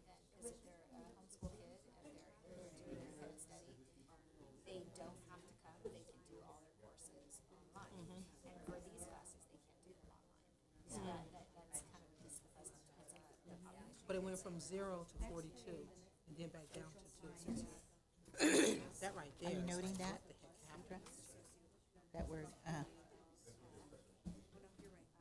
that as they move forward in advanced courses, there's a lower number of students who are taking those While classes. everybody else is, And specifically, even though demographically, there was a our lowest decrease, students are there's, the English learner, from foster youth, 21 and to homeless. 22, there was a decrease. So advanced They social still sciences, had so they still this grew is- back.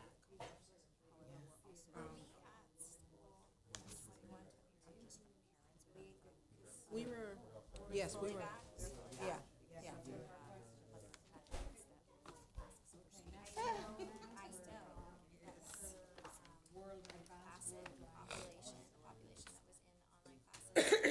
So did we get anything based on that? Just that the same trend is continuing? For the advanced social sciences?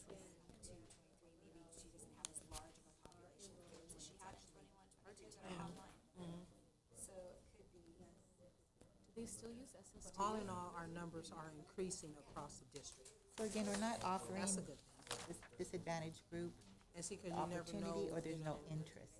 forget it, let's go to ethnicity. Because our foster youth, again, is showing almost zero.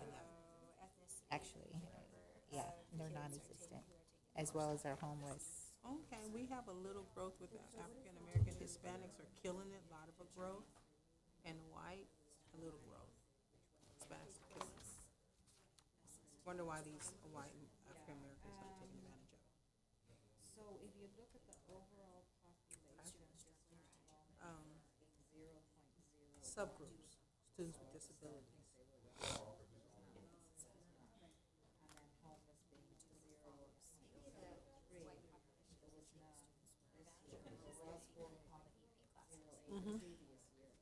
We can put that down. That was COVID. The last time I did it, which was many years ago, it was an adjunct duty, and we had leaders. So now the that student said- subgroups, we almost finished. We got 2 more days. Again, that's COVID, Interventions, things. are getting off of COVID. Yeah, follow up. So our dual We enrollment, still growing. I just, I haven't been involved in one so long, I don't even know if my own state does, but I assume they have to. As a district, we're still growing. Asked me to fill out a paper, so that's why I'm wondering, like, it's usually the teacher's responsibility, maybe because I'm not a court.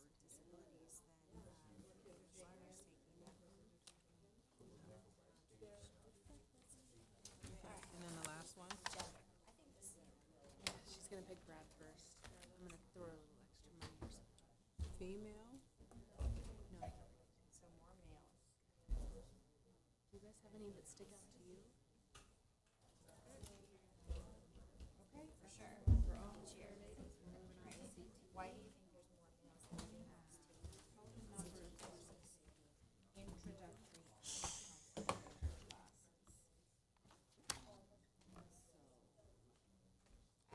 It could be the classes that are offered. So now we'd have to look at each course and see which kids are in the courses. All right, let's look at our spec kids. This is the last thing, special, we got just special education. Students with IEPs, it's backwards. this is the good part of it. So this is, Enrollment, okay, so this is one of our equity markers. the gold one. You guys changed the colors on it. 12.6% enrollment, but 15.37%, so that's a problem. Hispanic was about the same. Did you say that was somewhere we? Look at the white students, when you said, English learners. Over identification.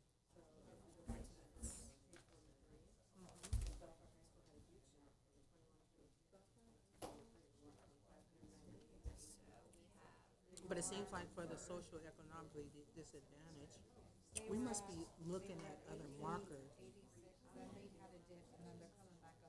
to, So does it And then they increase? can get it done faster because they can take more classes that year, or there's there a limit on what they can take in a year, or an order? You know what I mean? Okay. Our CTE courses are CalAPS. So, So let's look at participants by ethnicity. And for example, that was African American group. so I would show, I would, There's a little over-identification over there too, when it really could be environmental, and I know. I would note that, our students with disabilities I have a little kid, seem to be if his excelling life was more in better, I promise you, he CTE. wouldn't be in special ed. Our students with disabilities. A couple of things Yeah. that you're gonna share out by table. African just a little bit. So there's an increase in that because they're offered an alternative learning What else was process that meets their needs. As an inference science. Yeah, and I know from being part of the CalAPS board that we've had an increase of students with disabilities participating, so that's good.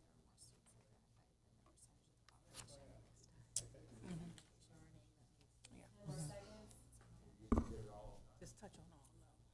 So the next one's gender. Wow, I know you are. we have more males attending than females. That's something to look at. All right, if we can end our conversations, again, I'm gonna collect your information. So, But if you could share out at your groups a couple of, ahas that you found. So, Ms. Zilla, an your inference table? is that a lot of the CTE courses are basically traditional. Oh, thanks. Courses like our computer science and our construction, yeah. Alrighty, I had it and I lost it because that's what happens to me. So we were noticing that there are quite a few of the white students taking the AP courses and the advanced courses, but we did notice that the white students were not necessarily taking more of the dual enrollment courses at the college. And we thought that was interesting, and we wondered if maybe that was because they were taking AP instead of taking the dual enrollment courses, which is unusual to me because usually it goes the other way around. They want to take the college course. We did notice that there were fewer females in the CTE courses, and that we thought maybe that was the course offerings. Maybe they weren't, so we needed to investigate and look into what we're offering and see what appeals to our female students. And we did notice that there were quite a few students that were identified, more students identified than the percentage of the population in special education, and we were wondering why was that over-identification occurring? I'm sure we said something else. We don't want to, yes. Mr. Critchfield, your table? We noticed a 15% increase in our black students in the A through G completion rate over the past 3 years. Inference, we have what caused the significant increase in this subgroup. They took a few of our good ones. Based on they overheard us. Based on the demographic data, BSD has the highest rate of students with disabilities at 15.4%. Why are socioeconomically disadvantaged subgroup increasing in representation in special ed? And then with attendance, our Native Hawaiian or Pacific Islander and homeless have the highest rates of chronic absenteeism. Question we'd have is what factors or barriers would need to be removed to address this concern? I guess we're supposed to talk about that part. Oh, you, Okay, I'm like, I did ask. okay, now I you're didn't ahead of think. the game. No, I didn't No think so. worries. No worries. I did ask you. Thank you for sharing. My, All right, my Ms. Stewart, your apologies. table? Jeez, man. Stick Well, we follow directions, so I only have the few parts. You see what I'm dealing with over here, man? Okay, so we noticed just that our AG completion rates are very low. 35% is just too low. So a couple of questions we have was how many of our courses are approved as AG? Do we need to look at the courses that are offered or not offered? And is there a particular course or is there something that's an obstacle for our students along those lines? And then looking at just CTE, the number of students in dual programs, they've increased. And so we're wondering why we don't have this program at Mayfair because it's so good at Bellflower. That's my plug again for that. And then just higher participation rates on CTE, but lower completion rates. So why aren't we seeing a higher number of CTA pathways being completed? Those were some of the ones we came up with. Thank you. All right, Ms. Garza or Dr. Suasen? Okay. What we found, again, as the rest of the group, is we were really surprised about Bellflower having the lowest in regards to our surrounding district, in regards to AG completion. Also, our EL students are below our students with disabilities in AG completion rate. Some of the things we were asking were, how do we make our AP courses and honor courses more accessible for our English learners? And also very low percentage of students taking AP exams. Okay. Yeah, who scored higher than 3+. We also, stores in AP, wait a minute. AP scores, sorry, AP scores, okay. So we had a decrease in 3+ scores in AP through 21 to 22 to 22, 23. More students took tests, but less passed. So we were looking at, are we allowing more students to take the AP exam that are not ready? With some of the questions we were asking. Of students in advanced EL classes decrease in high school. Why was that? Okay. Finally, we were looking at it, increase in dual enrollment across the years, which we thought was great, increase in student completing CT pathways. Students with disabilities are participating more in CT courses, and we're happy to see that. Also, an increase for students with disabilities increase because they are offered, because they are able to have a different type of learning which meets their needs. Okay, and also CT and gender disparity. We're really surprised to see a higher number of males who were enrolled in CT courses, and probably looking at some of the reasons is how we're recruiting female students to do CT courses, and also they're more considered traditional careers. Some of our fire science, our construction courses, our auto mechanic courses, so those have been traditionally seen as male dominant, but we are having female students becoming more interested in that. Thank you. Thank you for sharing that. I appreciate that everybody took to heart what Dr. Draddy asked, and that was to really look at the student groups and the disparities, really think about the barriers. This is our baseline that we're setting here, so I appreciate that. Dr. Draddy, would you like to say something before we hit the last piece of data? Yeah, I'll just regarding this data, I'm sure we gloss over it a little bit, but we didn't accentuate it. And I need to speak to this because it's such an important focal point for this upcoming year. The state is watching us, and the county is watching us with our disproportionality with special education. Okay, so we see a steady increase in special ed from 2020 to 23. What's more disturbing is the heavily disproportionality we see with our African Americans that are assigned to special education, and also our socioeconomic disadvantage. I highlight that because I get an email every week from county. What are you guys doing about this? What are you guys doing about this? So I'm saying this publicly to everybody that we got to focus in on this area, and it needs to be addressed. I got some theories behind why that exists. But this is not something that we can just gloss over and not deal with it in a real way. Thank you, Dr. Draddy. And that's going to come with it a lot of work, right? And looking into why that factor is there.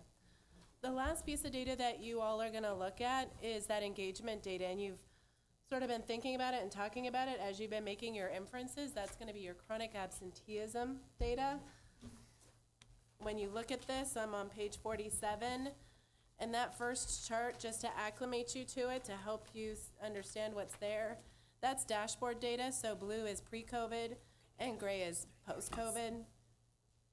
The next chart is student groups. So you can see how BUSD is doing based off student group.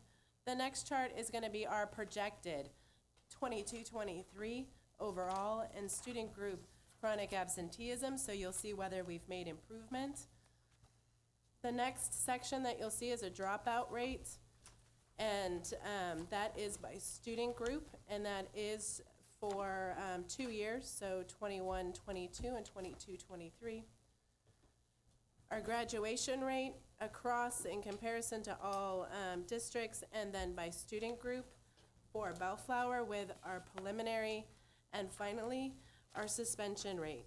Looking at it from the dashboard in comparison to other unifieds, looking at it from the dashboard as our student groups, and then looking at it in that final chart, bringing back the equity data. Green will be your enrollment of, it looks like about 4 different student groups that were placed with that enrollment group to be able to compare to the 21-22 and 22-23 data. And remember, this is a comparison of dashboard and preliminary ARIES, so these numbers can change, but it will at least start conversations. For this section, take about 15 minutes. I'll come and collect your other groups, and this is the final one for the night. So why don't we have expulsion? So, We only have suspension, not expulsion. Chronic Why are we looking at this? 2018-19 was pre-COVID, Kinda- 21-22 was post-COVID, chronic absenteeism. I guess the nice thing is that we're kind of right there with the state. Yeah, and it's like, I know, but see, the part So the, 18-19, there was no COVID, there was nothing. When COVID hit, that was, actually, that's after COVID, 21-22. So we're having more, Still, greater, I mean, a lot greater. Look, we went in. we went 3 times. Right. what are you talking about? Three times. So, but you gotta remember, the nation was in a crisis. Nobody knew what was going on. And everybody was. That's my point. And we had a lot of deaths. So, A lot of The reason I bring that up from, that I'm surprised it's not listed here, across the is board, that everybody, not that's a just plus children, for not us, just students, because we teachers, see students come back and everyone graduate, was affected. even though they've been expelled. So they've gone through the remediation. And that was because of the whole total trauma We can say that. of the Understand. pandemic. It's very clear, all right. However, COVID has had a huge, it continues to have a huge impact on chronic absenteeism rates. I was just curious, but okay, let's go. Let's go. Homeless, I wrote it down. I wonder why, because you, I'm wondering why it's not there. Yeah. Homeless is our highest. Okay, so now we need special ed. think homeless would come, so Okay. so they can have food, so they can, but you don't know what. Oh, I thought he said he wanted us to look at that. I wonder, if they're homeless, are they traveling from school Didn't he district say to school we district? should be looking at, it's very Are they important? filing their homeless, because they can file a homeless, yeah. Oh, okay, I see what you're saying. Because he said it was so important, all of a sudden we're skipping this, okay. But I just think it's, and Native Hawaiians, Pacific Islands, those are some two highlights. Have high suspension rates, but high test scores. Students and with they're absent. disabilities. Like, that doesn't usually align That's together, high so too. what's happening there? I don't know. And see that we're already sick. Actually, Paramount's the worst Disabilities, some of them are already fragile. overall, if we're just looking at overall numbers. And they're safer at home. Yeah. So they, of course, so they thought, you know what I'm saying? So when we look at it from a demographic, so where do we come in? Let's see. We come in, wow. So, here's our 2023, which were to compare with these, and what there's, do we go up or do we go down? So here's our homeless. Our homeless has gone Yeah, down. half full or half empty, It right? went from 53.60 to 40%. So, That's almost understandable.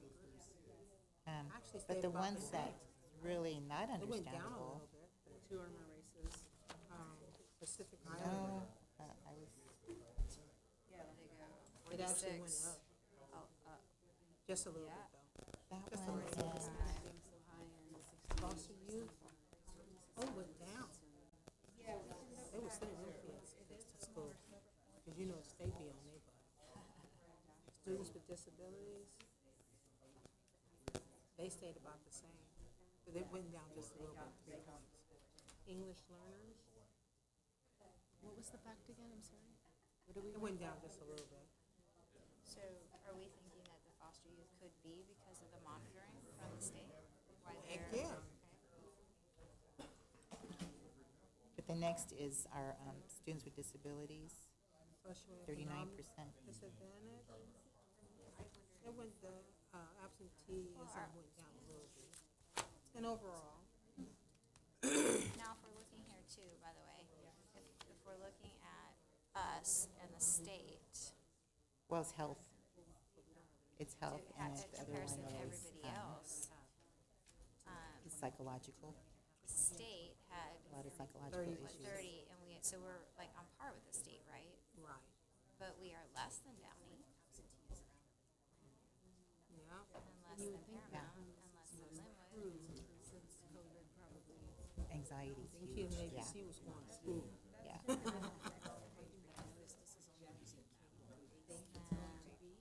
I wonder what they did that was so differently the way they had it. Is it because they Really? have what?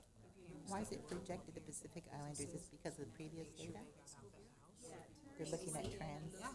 She has the information at Aries about absenteeism all year, so she took that information and she tried to counter maybe. Because usually, like, if they have a stay-at-home parent or parent that's receiving, state aid, shoot, they'll keep the kids home sometimes, depending. I wonder why it wasn't included. But sometimes, but the students with disability, The they can't homeless get away. youth. But we are also So less the than top Long Beach three, youth. I would That say, rate. Okay, we're top three we 30, should look at and see what Long type of Beach is 38.5. intervention we can do to prevent some of the chronic That's interesting. absenteeism. So we actually are on par with state. Found something Yeah, we sneaky. are. That's clear. That's a good thing, though, Yeah. right? Okay, so. Also alright, working so with our let's go parents. to dropout rate. Because our parents One played a thing big that I role in really noticed on encouraging dropout their rate kids to was go to our school. Went up 2.1%, and that's the only group going up. Okay, next, black, our dropout rate. African American. Okay, wow. Yeah. Right. Because if you look here with our, if we go 21, 22, and then we look at the dropout rate, students with disabilities, fewer. That's our highest, is our Disadvantaged, English fewer. learners. English learners, fewer. And I can, Right? White, fewer. Hispanic, fewer. wait a minute, So that, African American, Dashboard only higher. he was great. The only one. Family structure. You think so? yeah. This one's orange and blue, the other one was the other way around, so that's why Job and just say, I started looking at it from a different perspective. Make sure you're looking at the key, right? So what are we saying? but it depends on how old they are. Increased except for.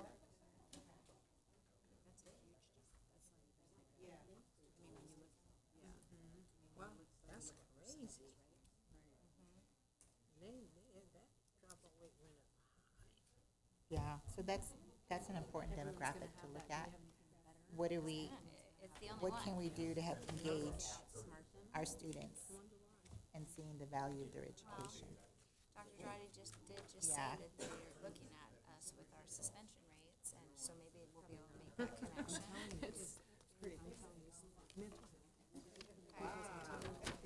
Myra is good now. Graduation rate. You know, we dropped because we used to. Yes, yes, you're right. You know, we're reluctant to change by I mean, yeah, Brian Jacobs is saying we're doing really good. We're at almost 99%. And so, We were at 98%. So what's happening here in our graduation rate? I lost a couple friends. It's not that it's All that right, let's look bad, at the but grad rate. compared So to our, it's kinda, where we were, She has the bars what, where's the drop? What's so happening? if we have, Oh, yeah, 92 to 90. okay, 20, We're above state. so 18, I just wanna make sure we are looking at things correctly. I don't want us to, yeah, so See, 22, we were at Are they the same? exceeding went up. ABC. All right, here we are. So grad rate, we are. Our grad rate is really good. Look at, we're doing better than Long Beach. Yeah, we're third. Yes. Long Beach graduation rate, they need to work on their graduation rate. So what are we doing now? What are we doing to be that high, to be higher than Long Beach? Maybe we're offering those courses. Dropout and grads? Give those kids that extra opportunity. Maybe we have Somerset to get them even ahead.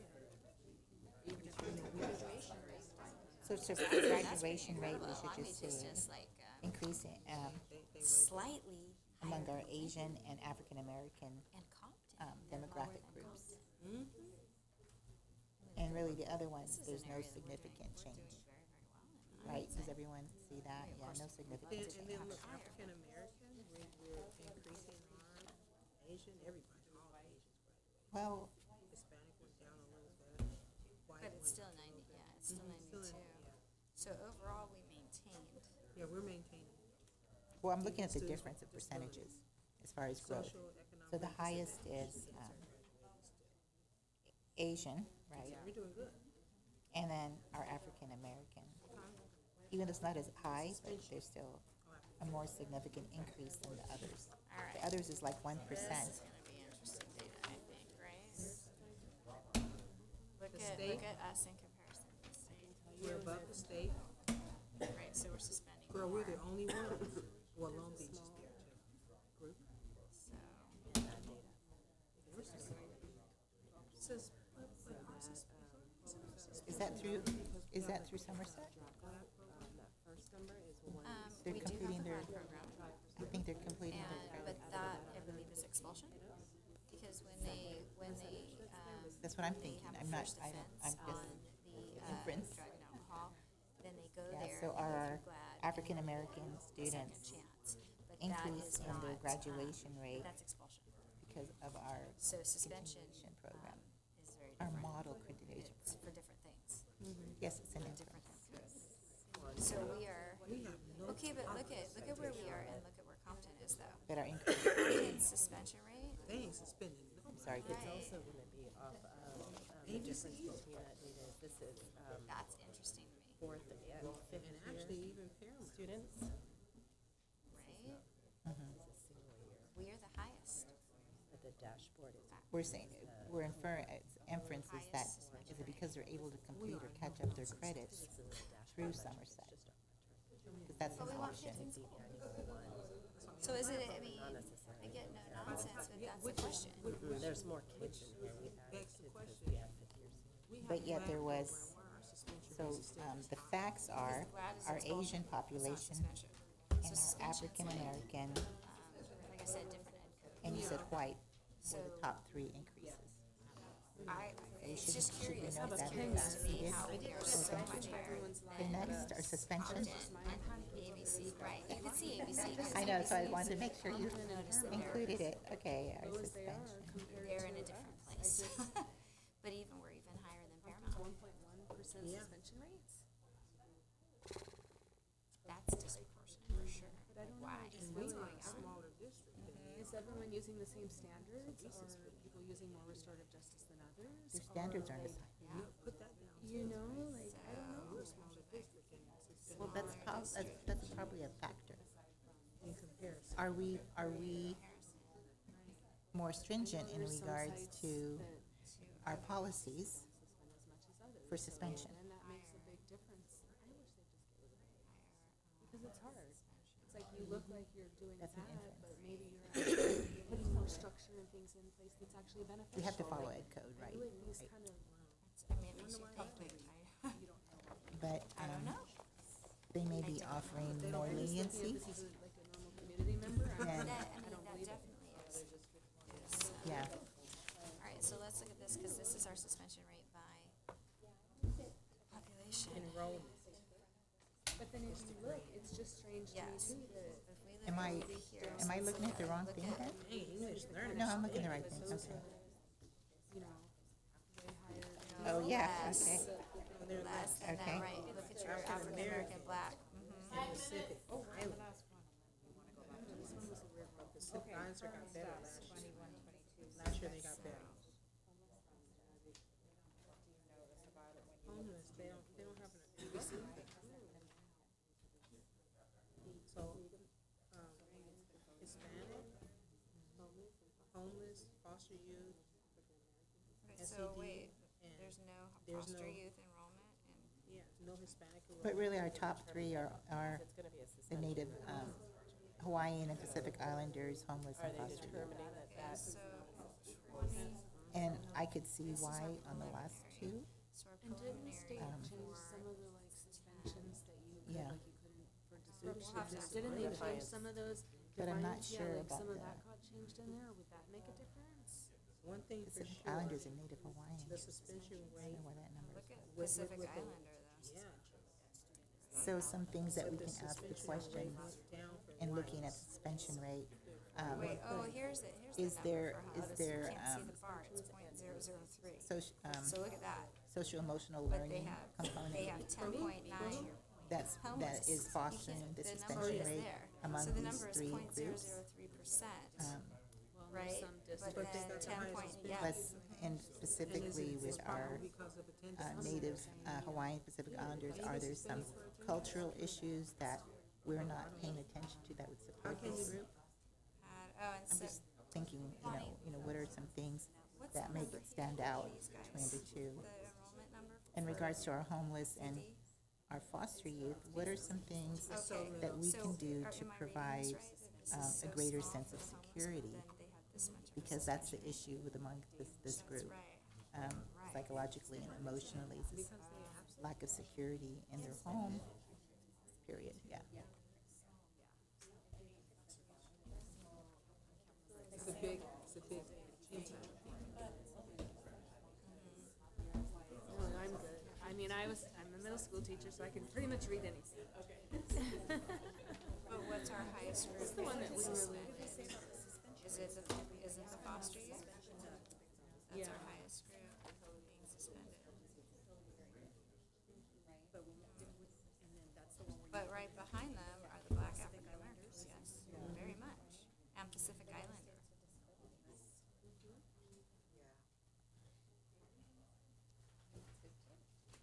We need to go back and look at that other data, right, before we start? Okay. So let's go back to that, because that's one of the things that drew us back to looking at our students Thank you with for showing me that. disabilities So because where of she's the saying that if suspension here, rate. if Okay, you 3 look more at this, minutes this is our and then pick preliminary, something so you're it gonna went share out, up. please. The Black Okay, we need to look at African disability. Americans went up, IP, okay. yeah. Hispanic went up, white went down, Pacific Islander went down. So our highest enrollment among our students English learner went up, receiving the went IEPs down, foster youth down, are socially disadvantaged. socially economic disadvantaged group So and our so Hispanic group. really, our students with disability and does our she Black give African. a good reason for the dropout and the grad rates going up? Or did she explain it?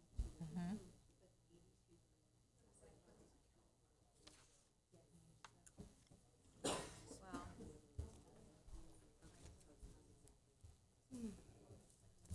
Okay, 1 more minute.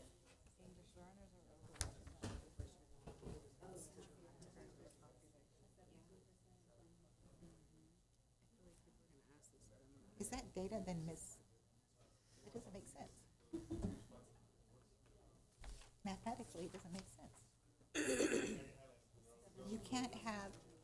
You can't have a higher percentage of students on IEPs than those enrolled. Start selecting what you're gonna be sharing out.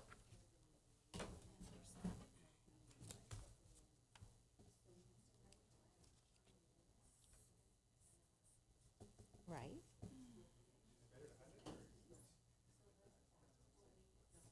Who is the person in our district that overlooks foster? Okay. So the 17% is just looking overall, right? So it's not, so if you look at numbers, it could be 500, and yet we're serving, if they're 500 enrolled, but yet we have a higher number who are English learners. Okay, I'm gonna bring you back together.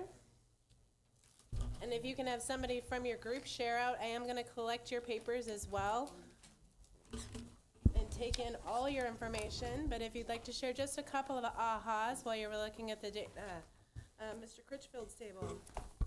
Or disability. Couple of the ahas are the dropout data. saw the decrease in all areas, however, an increase in our dropout rate for African American students, and inference would be what could be causing that. And then in suspension rate, BUSD has the highest rate when compared to surrounding districts, highest groups, Native Hawaiian or Native, African American, homeless, and foster youth. And that was a big aha for me. And the question would be, what would be causing that disproportionality and difference with other districts? Thank you. Ms. Garza, Dr. Sua Hassan? Yes, present. So we looked at, we were surprised that the Bellflower Unified has the highest suspension rate compared to other districts surrounding us. We were more concerned too about the demographics of our Native Hawaiian, Pacific Islanders, homeless, have the highest suspension rates among our group than our other districts. So we're thinking, are other districts more lenient in regards to their policy and standards in looking at their suspension rate? And is there a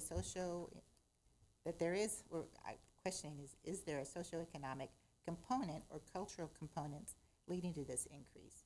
And part of the cultural issues I was looking at engaging or supporting our Pacific Islanders and Native Hawaiian population group. There might be a cultural component in addition to the social-emotional component. In regards to the inference in regards to our Black African American group, an increase in dropout rate, yet there's an increase in the graduation rate.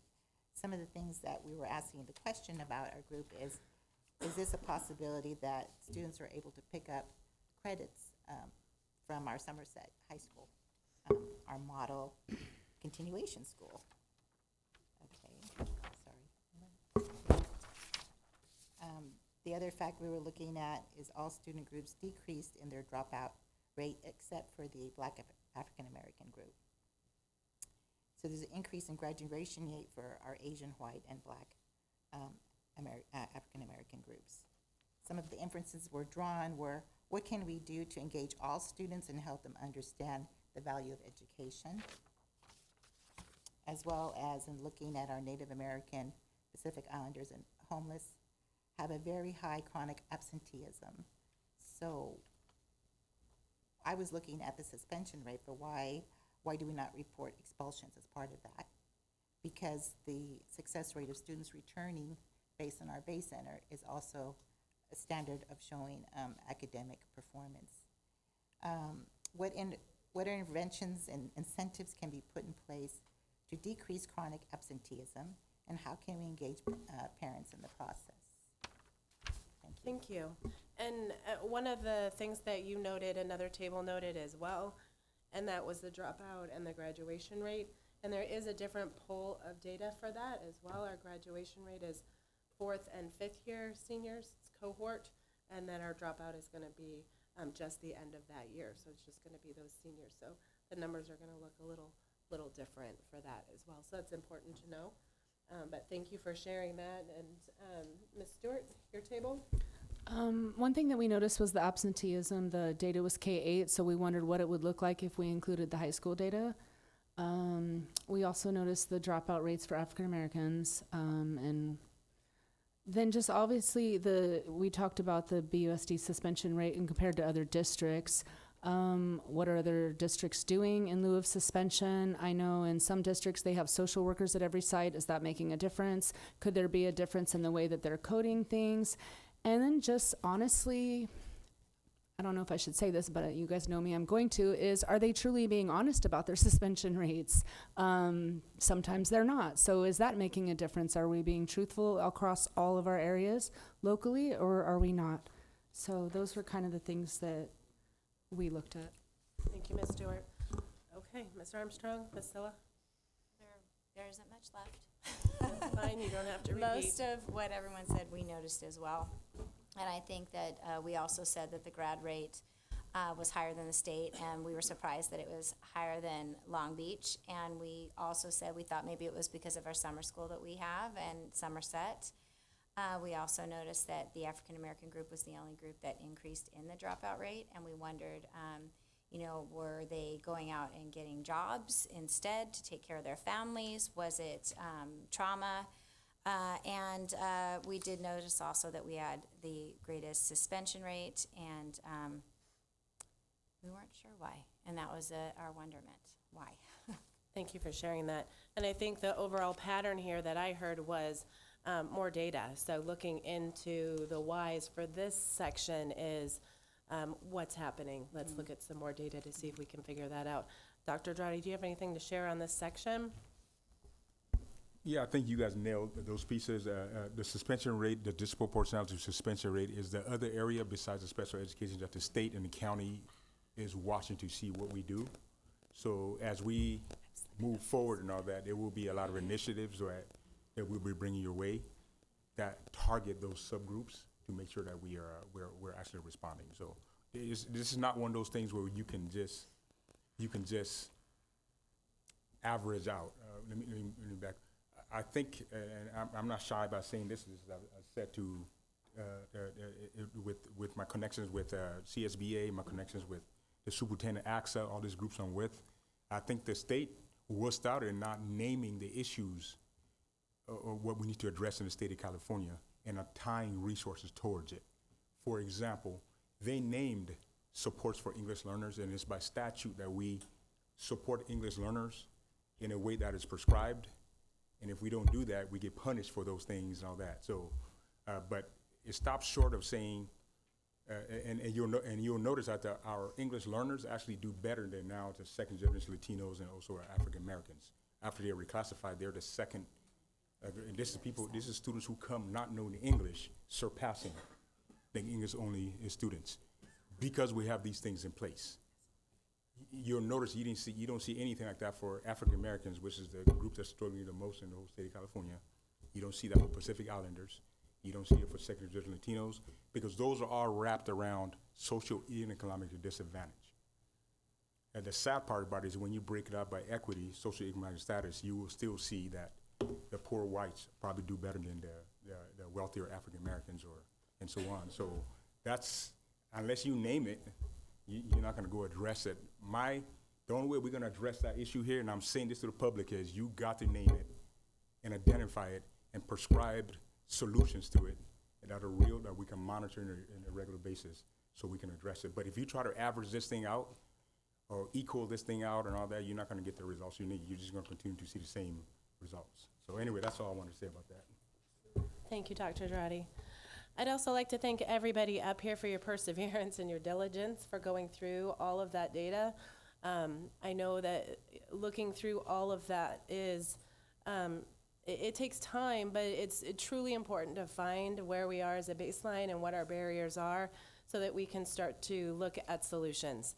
So we did want to sort of close out today with the question was, what are we doing here in Bellflower Unified? And one of the things that we do, I need to go back one slide, give me just a second. One of the things that we know is that our teachers are the closest to our students and they make the most impact. Our administrators at our sites being the next impact.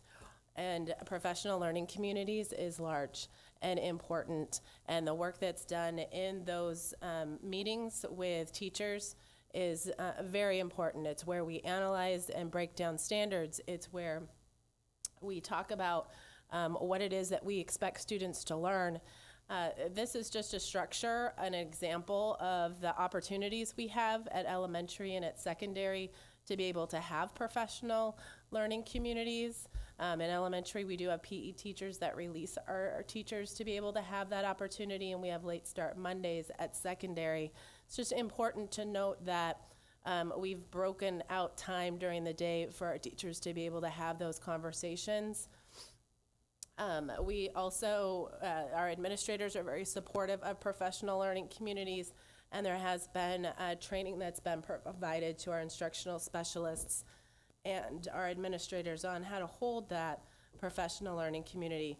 Just to share with the public what a professional learning community is, it's when your teachers come together, your school comes together, and they really answer for questions What is it that we want students to learn? How is it that we know that they learned it? What are we gonna do if they haven't learned it? And what are we gonna do if they already know it? And so that's the deep work that our teachers are doing at the school sites, and which is really gonna impact the success of our students. This graphic just shows that same thing, but in a linear fashion to show you the things that happen during those sections of professional learning communities, where you're really diving into what are the standards, how are we assessing them, and how are we analyzing the data to make sure that our instruction is meeting the needs of our students and reflecting on that. Without the biggest part of professional learning communities, and what I'm showing you here is that there is a professional learning tool that was created. Some teachers had asked if we had a sort of document that had all these different pieces in it. And so each section of the cycle that teachers go through is part of that tool. But this question I know is one that Dr. Dradi will bring us home with, and that's that during professional learning communities, we have to come together as a collective. If we bring ourselves back to the beginning of this conversation, we were talking about the LCAP and our school plans. We are all in this together. We've created the baseline today, we've looked at it, we've analyzed it, and we're gonna need to move forward, but together we're gonna need to do that work. And this is, I think there's another slide that goes into this, or is that okay, never mind. So let me just make a comment about that, yeah. So and then what Mrs. Carter is talking about, and I talked about this earlier, is there is not one person that's gonna address this issue, right? You just saw data that is broken down for state standards and by claims, and you saw a bunch of red marks around where kids know how to do rational numbers or not, or know how to do percent procedure or not. And we have over 10,000 students and how many classrooms taking place and all that. And every single instructor has, what's the term called, academic freedom, correct? They have academic freedom. So if I have academic freedom, and the three of us are teaching algebra, and I don't want to talk with you two, and I'm just gonna do me, and I just plow away, and these two collaborate, and they found the solutions and all that, and my numbers are still low in math, and yet they're continuing to grow because they're putting their heads together and finding solutions, and they're sharing ideas, and they seek progress, but I'm not in there. It's not about me, it's about my 120 kids I'm teaching that's missing out on that. Okay? So the point is, this is why the PLC process becomes so important. When you see those red marks that you guys looked at, and then you read the state standards, I'm sure all of you are saying, okay, what is that? Why are we missing a mark on this, and what's wrong? And that's where the PLC conversation comes into play, where you then say, okay, guys, what's happening here? Does our lesson plan actually incorporate these standards? And so when, if not, when do we do this? And if you don't engage in our, you're never gonna get there. And by the way, during that process, you should be seeing trends of the different subgroups, and then you can pause and say, specifically what is happening with these groups. Perhaps, I love high school because you get to pull these kids in and say, hey, you guys see this results, and why are you guys struggling with this? The teachers are saying to talk this, and this stuff's boring, man. You don't know what they're gonna say, but the point is, we all get to learn from that experience, and the only way to do that is we come together. That is the only way. There's no other way, and even if I felt I had the answer in my test scores, and I'm unwilling to share with anybody else, what good is that? Because that's only 1/3 of that grade that has an answer, and the rest of the students are gonna struggle.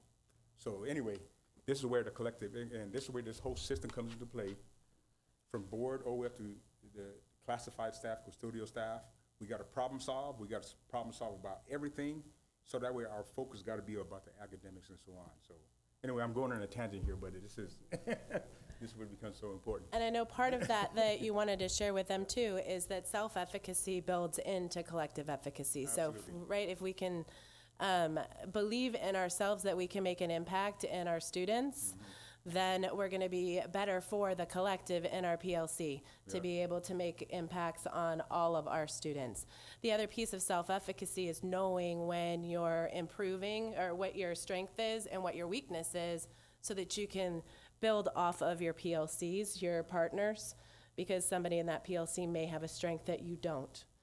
Do you want to add to that in any way? Absolutely, absolutely. And this goes back to the whole piece about just, first you got to believe that you can do it. And this efficacy, this is what research, that's the number one reason why a student learns, is that efficacy of the person in front. So, for example, I'm a superintendent, and I have a pretty strong, I think people, I have an efficacy towards something.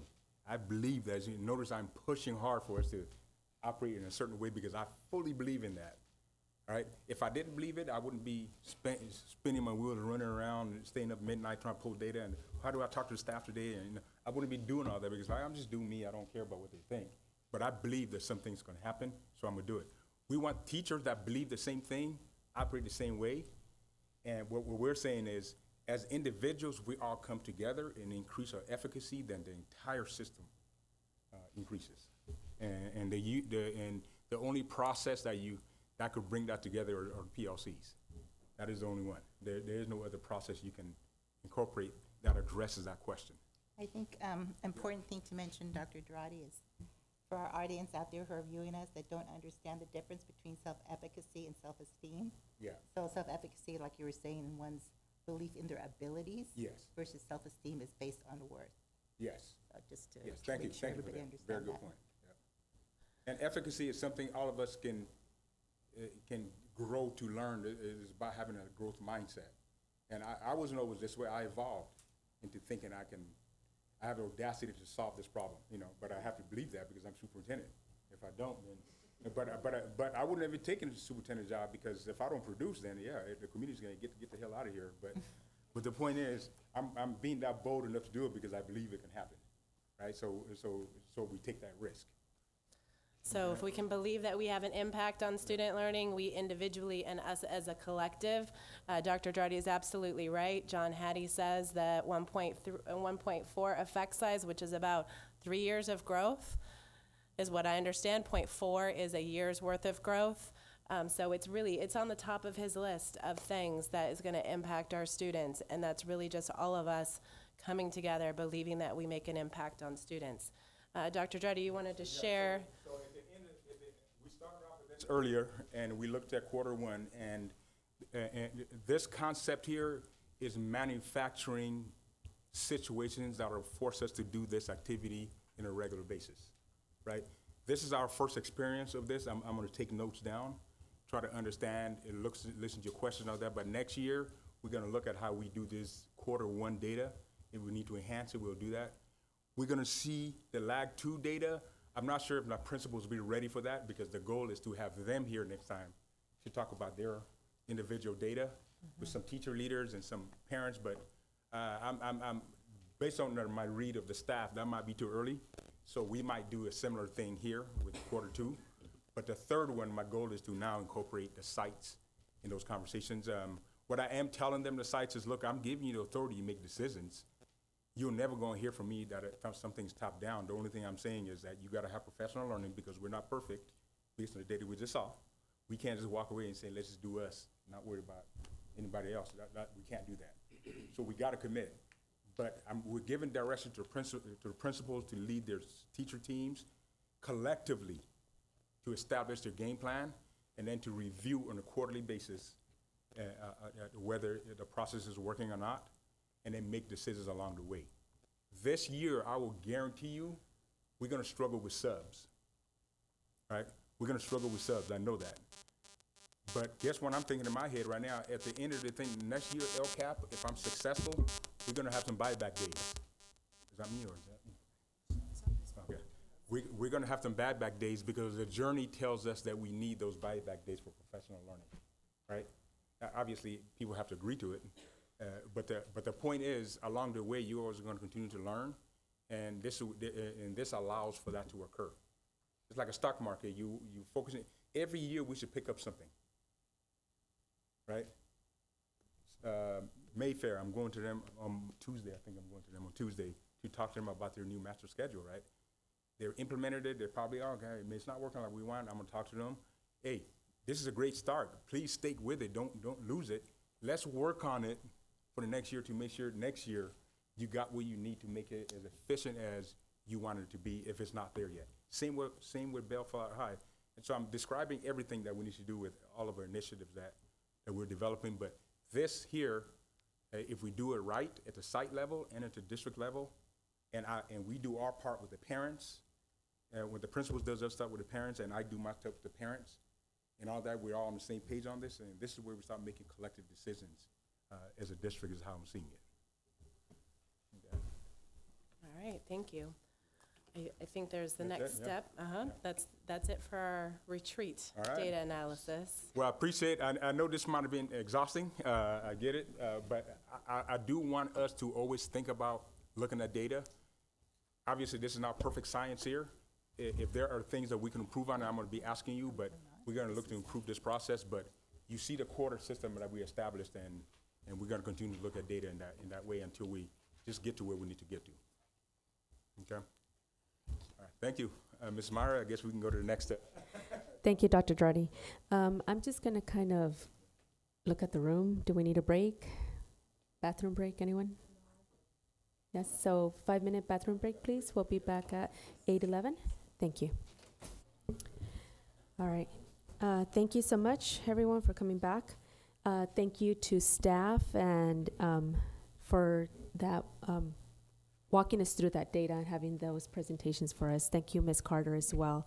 I know reading data and looking at data and getting prepared for something like this is not an easy task. It takes several days, so thank you to everyone. Let's go ahead and move forward. The next item is 4.1, contract approval of Aries Communication, powered by Parent Square.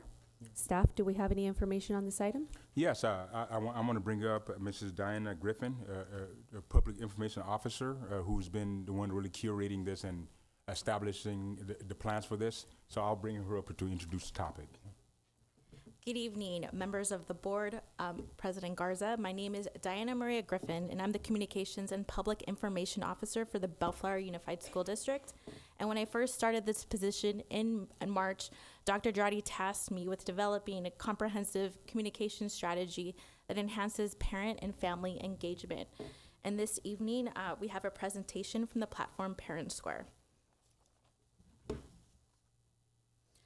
As Ms. Carter spoke about earlier this evening, one of the district's LCAP goals is to improve district and school websites, advertising strategies, and communication. So how we communicate with our families, our students, and our staff. And our current system that the district uses is Blackboard. And I do like to make a note that Blackboard was acquired by the company Finalsite. However, to avoid any confusion during this presentation, I will be referring to the company as Blackboard because this is a current system in place at the district. So our families receive messaging from the district and school sites from Blackboard through phone calls, emails, and text. And 3 examples is BUSD News, which is our weekly newsletter that is sent out, urgent alerts and importance updates. And as we observed over the weekend with Tropical Storm Hillary, the ability to effectively and quickly communicate information is really important in this day and age. However, Blackboard has limited functionality. It only facilitates one-way messaging, which prevents our staff from engaging in meaningful and two-way conversations. So there's no interaction. And as a result, schools are utilizing other applications like ClassDojo and Remind to bridge the communication gap. And the district is looking to improve the process for parents and families to access information all in one place. And a way to do that is to provide unification across the board. So if a parent has students at multiple school sites, instead of downloading apps like ClassDojo and Remind, they could access information all in one place in one application. And if you look at this graphic, this is data from our BOSD News, which is our weekly newsletter we send out every Friday via Blackboard. And I'd like to draw your attention to the red arrow, which is pointing to 2 boxes under devices. And 96% of our users are accessing BOSD News using a mobile device, and that is opposed to a desktop users, which is at 4%. So the district's communication goals is to streamline messaging, implement one platform that is designed to meet the modern needs of our families, students, and staff, upgrade and optimize user experience to cultivate a more engaged and collaborative community. And a platform that meets the district's communication goals is Parent Square. And I would like to invite Chris Prince up to the podium.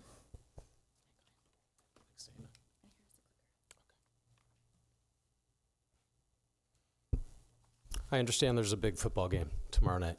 So, well, I don't think anyone's playing here. I think you're going to be doing some coin flipping. So, I will do my best to get through this quickly. Thank you for having me. Thank you for allowing me to be a fly on the wall for the last hour. You've got some big challenges. And thank you for the work that you do. First and foremost, my name's Chris Prince, by the way, and first and foremost, I'm a dad. I've got 3 daughters, a 14, almost 15-year-old, and identical 12-year-olds. Thank you. And secondly, and less importantly, I'm the director of sales for Parent Square. So I'm here today to tell you just a little bit about Parent Square, what hopefully has led Diana and Dr. Girardi to present the contract to you for approval tonight. That company that you are currently using, I worked for 10 years. I know them well. I have now been here for a year, and I use Parent Square as a dad. So I understand Parent Square from that perspective as well. What is Parent Square? Parent Square is a unified, modern, equitable, at its core, family engagement platform. It is not just a mass notifications system. It is not just a teacher or coach communications platform. It is all of those things combined into one. It's modern because it was built and designed for today's parents or today's guardians. They are millennials. They are Gen Zs. They live in social media. They operate differently. And it's equitable. Communication is automatically translated. You don't have to download a mobile app to be able to leverage Parent Square or Aries Communication, one and the same, by the way. You can do it a variety of different ways. This is no longer a hypothetical. There is all sorts of data that I'm sure all of you are familiar with that will tell you that a more informed or a more engaged parent or guardian will lead to a higher achieving student. It's hard work, though. The district is trying to get communication out in a variety of different ways. That's difficult to manage. They're maintaining a website. Teachers are using different applications, sometimes whatever application they can find to better communicate with parents and guardians. There are forms that need to get signed. There are ways to participate that teachers, that principals are trying to get parents to get involved with, and it's difficult. It's difficult for parents. You're being asked to sometimes download 7, 8, 9, 10 different apps onto your phone. Sometimes you're digging through emails, or you're getting text messages, or you're getting phone calls, or you're going to the website. It's hard, especially when you've got several children at the district like I do. Even for the most involved parent or guardian, it can be overwhelming. So before Parent Square, you saw that sort of spaghetti slide. You're trying to get information out in a variety of different ways, and parents are trying to capture it in a variety of different ways, and it's difficult. With Parent Square, we unify that, and we make it easy for parents. We make it easy for district administration, site administration, teachers, to get that communication out, to engage families, and that's key. The key word here is engagement, not just notifying parents, but getting them involved, getting them to participate and making it easy for them. So the Parent Square platform includes, and I alluded to it earlier, but mass notifications. These are your urgent alerts. Diana mentioned, earlier, getting an emergency message out maybe about Hurricane Hillary or a lockdown at school, but also things like automated attendance alerts. Adding classroom communications, so these are the things that teachers are now using applications like, and you've probably heard of these, Remind, Class Dojo, Seesaw, Blooms, a variety of different things. And then what we call school services, we liken this to a digital backpack. If you are getting out a message about a field trip, you likely need to get a parent consent form or some sort of permission slip signed. And oftentimes that's printing out a piece of paper and getting that to a teacher who has to then distribute that to kids who then sometimes get that home. Sometimes a parent or a guardian signs it, then it has to get back. It's difficult. What about signing up for parent-teacher conferences? What about being asked to participate as a chaperone? Things like that. And then the website piece, which is not included, we're not going to try to bite too much or take too much of a bite of something at this point, but maybe down the line that will be something that is incorporated. We have a strategic partnership with your student information system. It's called Aries Communications, but it's really powered by Parent Square. This will allow your administrators to single sign on through Aries to get into this platform and take advantage and leverage some other nice integrations. We are in roughly 20% of the United States. This is not a fly-by-night company that is in front of you right now. This is a company that is in almost 70% of California, in over now 80% of districts in the state that use Aries. This is just a handful of them, quite a few of your neighbors. And then in the county, quite a few. That's not to stand up here and flex. That's to let you know that the platform that is in front of you now is something that is tried and true and tested and used by several of your colleagues and neighbors. That's it, very high level. Again, I know you've got that football game to get to. This is who I am and how I can be reached, and I want to pass it back to Diana.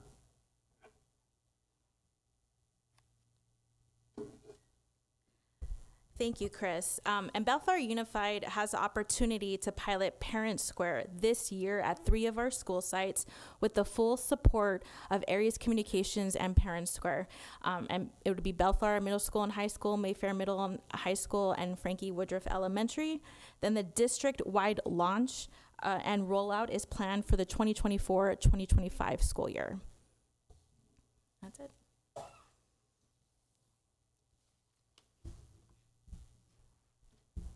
Thank you for that presentation. Board, Ms. Armstrong, comments, questions?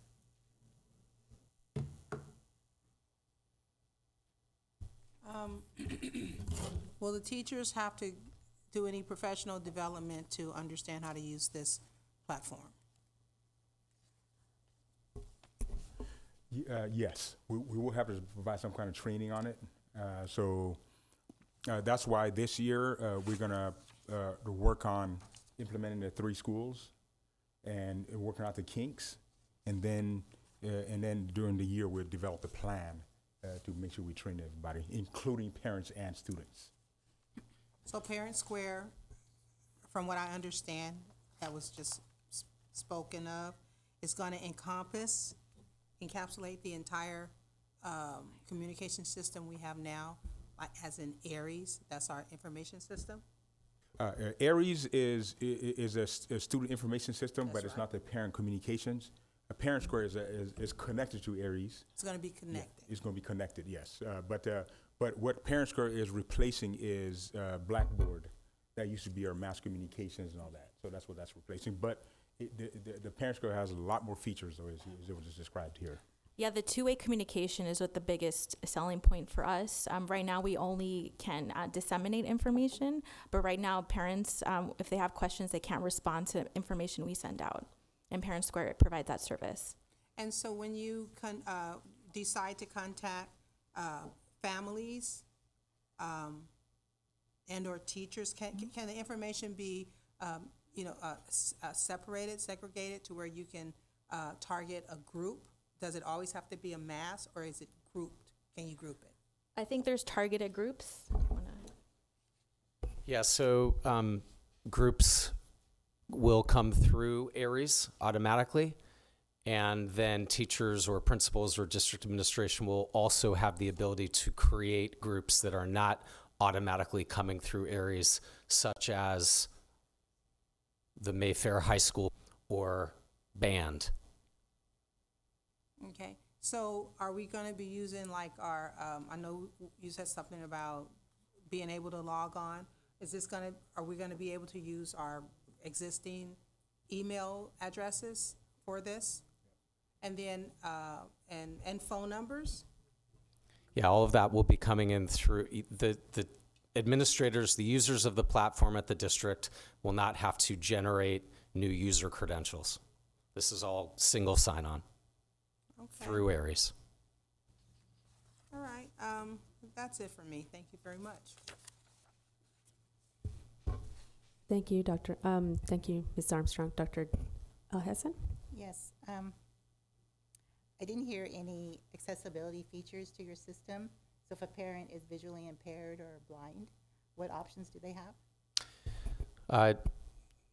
All of our product development is very accessibility focused with WCAG, what is it, 2.1 AA standards, I believe 2.0, 2.1, it's a moving target. But things like the posts that are created, it will be accessible via screen reader, via a variety of different ways for those who are visually challenged, hearing impaired. So you have it synced up already? I'm sorry, I missed You that. already have it synced up to accommodate those needs right now? We do. So what has been the feedback? I'm sorry? What has been the feedback on that, on the accessibility feature? I don't hear much feedback, which is generally a good thing because we will hear. We have thousands and thousands of users across the country, and accessibility is very important for them and to us. So we don't hear about it. Who's your competitor? Blackboard is a competitor now Finalsite. School Messenger, which is, I believe, owned by a company called Intrado. Those are two of the largest. So in reviewing the contract and the breakdown of costs, the first year is only going to be using the 3 schools that you identified? This 64,000? This period before the commencement of the contract, which is July 1st, 2024,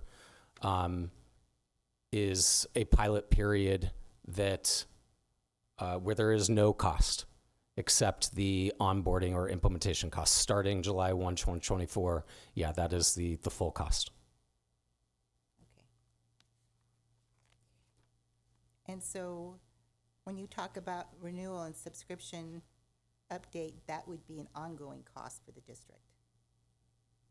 It would be. I see. And I see the contract here is already signed by Dr. Durati? Yeah. Prior to board approval?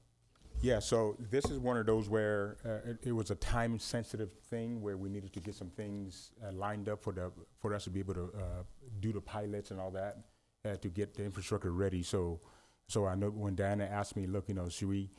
I was trying to get this in the last board meeting. It just timing-wise didn't work out. And you'll notice why we're hurrying up trying to do it at this special board meeting because of the timing of it. But we do need that, and I went out here and authorized it. With confidence and hope, knock on wood, that you would accept it. But I'm not seeing any other competition it's not. We're not adding additional funds because we are using the money we would have used for Blackboard for this. It just would be nice to look at different, so we have, as a board, a decision to make between one company over another. That's just my idea. I don't know about the other board members, but thank you. Thank you, Dr. Alhassan. Ms. Stewart? I guess I'm going to be the testimonial part of this. We switched to that in Paramount Unified, and I absolutely love it. I got a message today. I'm the volleyball coach, and it was, hey, when the tryouts, it goes right from, it says right in the email, Parent Square, it goes right to my email. I can respond right back. It has made a difference for our teachers' lives, and we really enjoy using it. So I think it's a good thing. I think it's great. So that's it. Thank you. Thank you, Mr. Board Member Critchfield. Thank you, Madam President. Thank you for the presentation. Anything that increases our communication and engagement with the community, I think, is an amazing thing. I appreciate the initiative. I would say, I would hope that in the future we put this before the board ahead of time. I think that's a really important thing to do, and organizing our agendas in a way where we can do that, especially when things are time sensitive, I think it'd be really important. Question, how much do we currently pay for Blackboard? I had to get back to you with that information. Okay, I would hope, because that would be a important part of this conversation, if we just said there's no additional cost to this, then that would be information that would be important for the board to have. Definitely. We do have, because we knew this was going to be a possibility, we do have an opt-out clause starting next year in case we are to go with this platform. Okay. With Blackboard/Final Site. Okay, and what is our current contract with Blackboard? Are we in a contract, or is it a month-to-month? How does that work? We're in a contract right now that just started in July as a transition over to Final Site. That is going to be our new website platform, and the mass notifications is a part of that piece, but we do have an opt-out clause because we knew this was going to be a possibility. Okay, so the district, everyone will still be using Blackboard for this upcoming year? Yes, everyone will still be using Blackboard, and then we would have the full rollout for next school year. Okay, great. And why did we select those schools for our pilot program? Those are just in conversations with Dr. Jody and the principals. Okay. Can you, please? The two high schools are the two biggest populations. I think with all the activity there, we thought it was a great place to pilot and see knock out the kinks. And then we chose one elementary school with a principal that's somewhat used to it. Okay. Makes it easy for us. Okay. What is the cost breakdown per student if we were to break it down that way? I think it's $6. $6 per student? Okay. Thanks again. I really do appreciate these efforts, and I think it's one of the most important things we could do, so I really appreciate it. Thank you. Thank you, Board Member Critchfield. I'm going to say I'm a little disappointed that this came up to the board this way. I agree with my fellow board members that this could have been placed at another meeting, or perhaps even had, perhaps not now, not like this. Myself personally, colleagues, I don't feel that we have enough information at this point to make a determination and go forward with this contract right now. You bring up a very good point. What is the comparison? And part of what we have as a board to make sure to look out for is our financials. That's very clear and simple. So if we cannot compare how much this is going to cost more or less over what we currently have, we can't go forward. That's just my opinion. My next question, why this company over any other company? And at this point, we don't know of any others other than Blackboard and Yeah. Square. Mainly because this is the best out there. I say this because I'm experienced with it myself.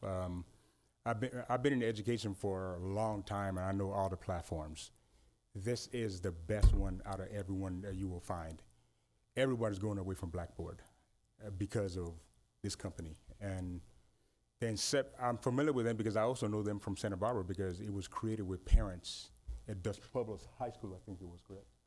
Yeah, so this started 10 years ago, and they have overtaken everybody because of what they're able to do. So I'm that 100% confident in it. That's why I'm knowing what you guys want as a board, and what we need as a district in terms of communication and all that. To me, this answered all of it. There is no other company I can say that can do this. In terms of the cost and all that, I'm not going to drive the district into financial ruin. At the end of the day, I have to answer to whether we can afford this or not. And a lot of processing went through. Trust me, Salima would have said, no, we can't do this. And she's not that shy to tell me anything like that. So I know we can afford this. I've seen the numbers, we've seen the comparisons. That's why we're confident in going forward with it. So I'm hoping we can certainly come back and provide those comparisons, but I do hope that, I don't know if I could bring another company to come compare to what was happening here. But if you want us to do the research on it, we certainly can. It's just, I'm a mover and a shaker, and this is one of those things I can put behind me and move on to other things, because this will also help us with the communication stuff I want to be able to employ. So having this in place as soon as possible, getting a pilot in place, getting it corrected, and getting lessons and professional learning lined up to get people trained before the start of the school year necessitated us getting this thing approved as soon as possible so we can get those things put in place. If I may, and I'm sorry, Diana and team have vetted this for quite some time, many, many months, and done far more due diligence than most districts, I would say. But that's exactly why I bring that up, because I do see here on the contract that it was effective the 7th of, July 20th, 2023. We are now in August. So it's taken all that time to vet the company, is what I'm asking. So this really could have been placed somewhere earlier, perhaps, or the board could have been made aware of it. And this is the first time we see it with already approval on it. So I'm even questioning, and with all due respect, Dr. Girardi, what is your approval limit for approving contracts at this point? Because I thought that there was a very definite amount, and I'm not sure at this point that it's $280,000 worth of it. Obviously, I took a shot at this knowing that it can happen. There are times in our district where we ratify contracts and ratify things because a decision was made. I recognize this is a big undertaking. I guess I was not confident in knowing that what we wanted in terms of communication here, and I went after it in a way that I know we can afford. So that's all I'm saying. I'm not saying I did this the right way. It's just I'm looking at our training regimen, our schedule, what we have to get lined up is what I wanted to do. We were even considering, the reason why I forced it in this particular meeting here is because I know I couldn't. I know that the fact that I signed it in July, knowing that we got to get these things lined up. I know that if I waited till the next time around, that's why I crammed it on this special meeting, just to make sure that I'm at least as close as to possible to when I signed it, knowing that this conversation might be a possibility. But we are used to ratifying. You guys are used to ratifying information, ratifying contracts. But obviously, if you say you don't want this or something like that, then we pull back, and that's just a conversation. We do have an opt-out clause in. And it's not the fact that we don't want it. This seems like an excellent program, and you know, it will facilitate a lot of communication between our teachers, parents, our district. I believe that I myself personally I'm not okay with the way it was presented to the board. Okay. Colleagues, anyone else have any other? I wouldn't mind speaking. I understand what my colleagues are saying, but I also understand that we hired a professional communications officer. And I also understand that we have lots of issues with communication from the past. We hired her to do a job. We hired him to do a job. I'm okay with it because they brought it to us. The only thing that I would want to do is try to negotiate, you know, like how much is it really going to cost? We have a 5-year breakdown, you know, but what's going to happen after 5 years? That would be my question. You know, how much more is this going to cost us in the future? Right now, our CBO says we can afford this. Am I correct? When you adopt the budget, each department will budget for different amounts and different contracts as needed. So this is something that is budgeted, not specifically with the name of the contract, but you budget by object codes depending on what are going to be the needs of the different areas. So this is something that is budgeted, but now it's specified with an actual contract. So there is budget money for there, and that's where the ratification comes into play in terms of determining, okay, we've set money aside for these expenditures, and with these expenditures, these are some of the programs, or these are some of the contracts that we are going to engage to expend those funds that are under those object codes. So this would be something that, as Ms. Armstrong is saying, within the superintendent's budget is under contracts object code, and they have budgeted for this expenditure. And thank you so much for that, Ms. Holkeen. So with that saying, and with that said, I appreciate the diligent work that you've done, and then bringing it to us. Again, you know, I can haggle a little bit. We could probably haggle in the future, you know, after these 5 years. But thank you for your work, and thank you for vetting. You know the other companies want to support my superintendent, want to support you. So thank you, because we got to get it together. I am a parent, and I have one more kid left in the district, 2 more years. And it would be nice to be able sometimes to respond back. And even with the system, sometimes you get those calls all the time, and then a lot of times our parents will opt out. So now our parents can't even get the information. So that's another issue with Blackboard. Parents get frustrated, they opt out. Thank you, Board Member Armstrong. Board Member Critchfield. Excuse me, but If I may, I just want to be very clear. Like, when we talk about communication and how important it is, I think I'm always for it. Yeah. And I hear what my colleagues are saying, and I think I think it's just kind of like the hard part is how it's come about, and it doesn't line up as far as it being so urgent that we have to do it now after a contract, when we just said we were vetted for a very long time and very extensive. So there's just some inconsistencies there, and then not having how much we're paying for Blackboard. These are things that I think that are really important. We talk about that line between the board and staff, and how we could best be partners. It's really important, you know, both ways that we honor that, so we can work together the best way possible. And just kind of, I don't think any board member would really feel good about kind of being worked around in that way. Right. So I think it's just really important that we are in partnership, because speaking for myself, like, I'm totally for it. So I would want to be a part of that process in partnership, and not an afterthought after we sign a contract. And it wouldn't. It's not going to be like, look. This with the busy schedules and what we're trying to accomplish, just moving. This is one of those things that, honestly, I lost track of time on this, and I know I needed it because it's not important to have this thing. So in terms of, let's just say this thing costs an additional $20,000 or however many above blackboards, I will still push for it and say we need this because it does, the functionality is not powerful. And so I'm more excited about this than a lot of the other stuff that we have in place. So my fault for not going through the proper channels on this. I lost track of this thing.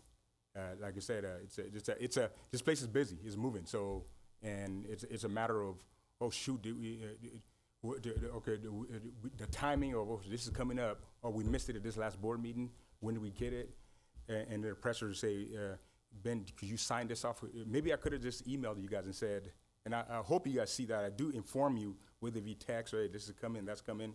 Do my best on the Friday memo and all that. And I think we put something. Did we put something in the Friday memo about Parent Square? Or? Yes, we didn't. No, we didn't. So we did.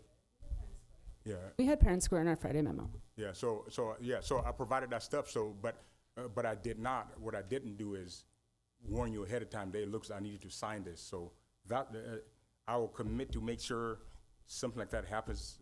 That I make sure I communicate. And if it's urgent, I'll just pick up a phone call and call you on that. But the importance of this, of the quality of this and all that, I just think is needed. I totally think it's needed, and I think it's very important. And it's not the value, and for me, it's really not the fine. Even if it does cost more, it's okay. Well, what extra value? And it sounds like it's very robust, and there's a ton of value in it. But it would be like the what we were paying. That would be a good compare. If we're going to compare it to Blackboard, let's compare it to Blackboard, right? Yeah. It's all about just giving us the data that we should have to make a decision, and it's not a small contract. I mean, $280,000, but if it's worth it, it's worth it. Yeah. And I just think it's important to be a part of that process. I don't know that we can compare it to Blackboard because they're two entirely different things. And I totally, Madam President, I understand what you guys are saying as far as the contract, but I still think as a board, we need to think about, okay, how it was handled may have been wrong, but is this the best program for our students in our district? And they vetted it. I've used it. I know a lot of teachers that have used it. This is one of the best products that there is for this.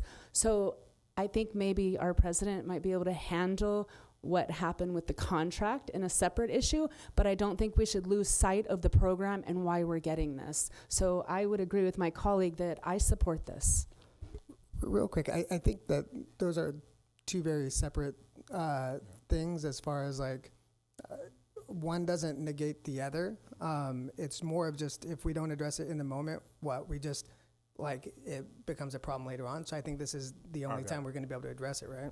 But the contracts negating them, I understand that, but the actual product is what I'm talking about, not how it was handled. They've vetted it. They've told you about different programs, different things. You're seeing statistics, how many districts are using it, things like that. So that's the part I'm talking about, not the way it was handled. I understand your views and how you guys feel about that 100%.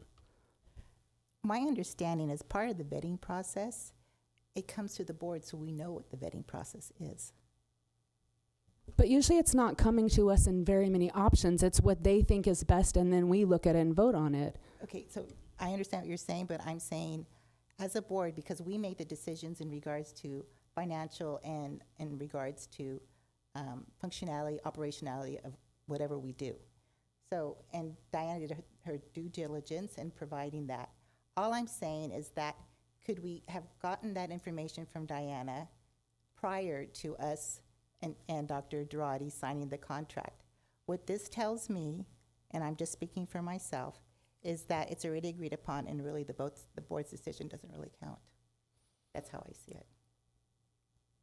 And it happened I disagree because if we vote no, then there's no contract, right? But my point is, I agree with you, it's an important option for communication. I'm not disagreeing with that. And I agree with my colleagues. I'm saying is that if we're going to make important decisions, we need to hear the vetting process prior, and then we decide whether or not we're going to go to a vote for it. I mean, right now, it's really said, we vetted it and it looks great. I'm glad she did, and it's great, but we don't know what the process was. We don't know what other companies she reviewed. And That's I've what been I'm on the saying. board for 9 months, and I don't know the vetting process on a lot of things. How do we vet the dogs? How do we vet Well, that's another So thing. we didn't get all that information for that particular topic. That's so right, and- I don't think that this topic we would get all that information. The So way it we was already- handled, I get, but the actual product, we don't get all that information in a regular board meeting ever Can that I- I've seen in 9 months. Can I just finish my thought? Yes, go ahead. So you brought up a valid point, and the point is that, like with the dogs, we didn't vote as a board. It was in the contract, and it was voted into. We had no say in regards to this particular company. It was just, they presented, both Renita and I weren't here that time. It was presented in the contract on July 7th as part of the matrix, and I didn't see it. I didn't know, we didn't have any discussion on it, and it was approved through the consent agenda. So what I'm saying is that I don't want the board or us to see this as a precedent of what we're going to be doing moving forward. It's agree. already happening. It's already happening, and I want us to be part of every single decision-making process, which is what we're responsible for. That's all I'm saying. I agree with you, but we haven't been a part of that process in vetting any of these other companies. And if it's on the consent agenda, you have the right to pull that and discuss it. So if it didn't get pulled, then there was no discussion. We just approved it. So, board members, I'm hearing almost the same things, just different, ways of saying it. I do have one question before we continue. You talked about an opt-out clause. Can you please describe that clause to us?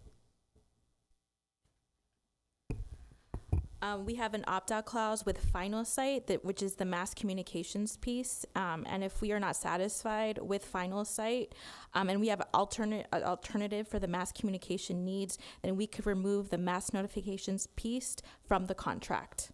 And we just need a written notice at least 30 days prior to the next period of the contract. So 30 days prior to the ending of the contract itself. Okay. And there will be no penalties incurred by the district when we decide to not continue with it.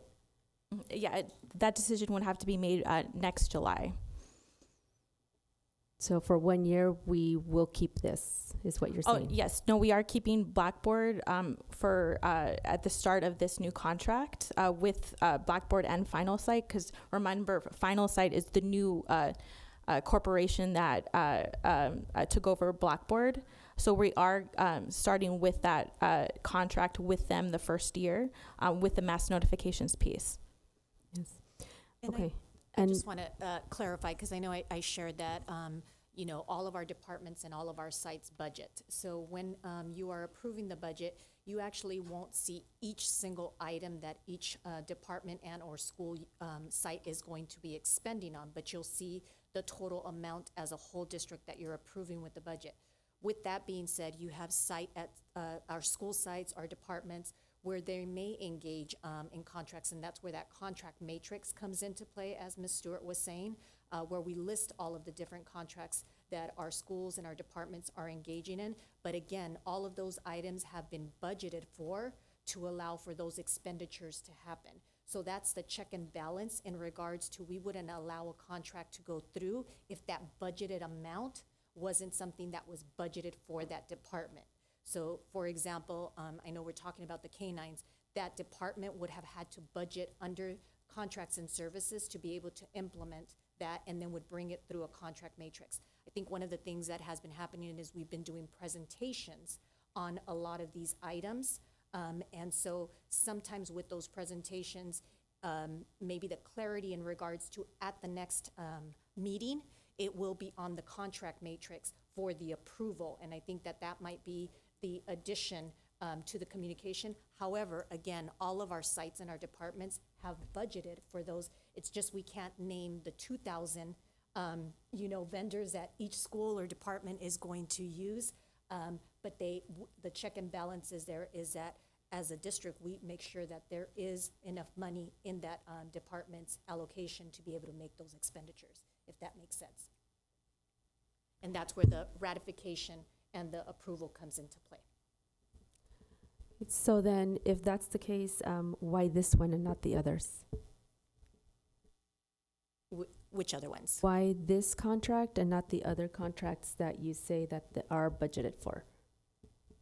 I'm not sure that I'm clearly, So what prompted the need to come forward and have us approve this contract and not the other 2,000 contracts that are already? well, you are you Yeah. are approving those other 2,000, what I'm saying in the so the difference would have been, we could have just put it in the contract matrix. I think they wanted to do a presentation for you of the full information.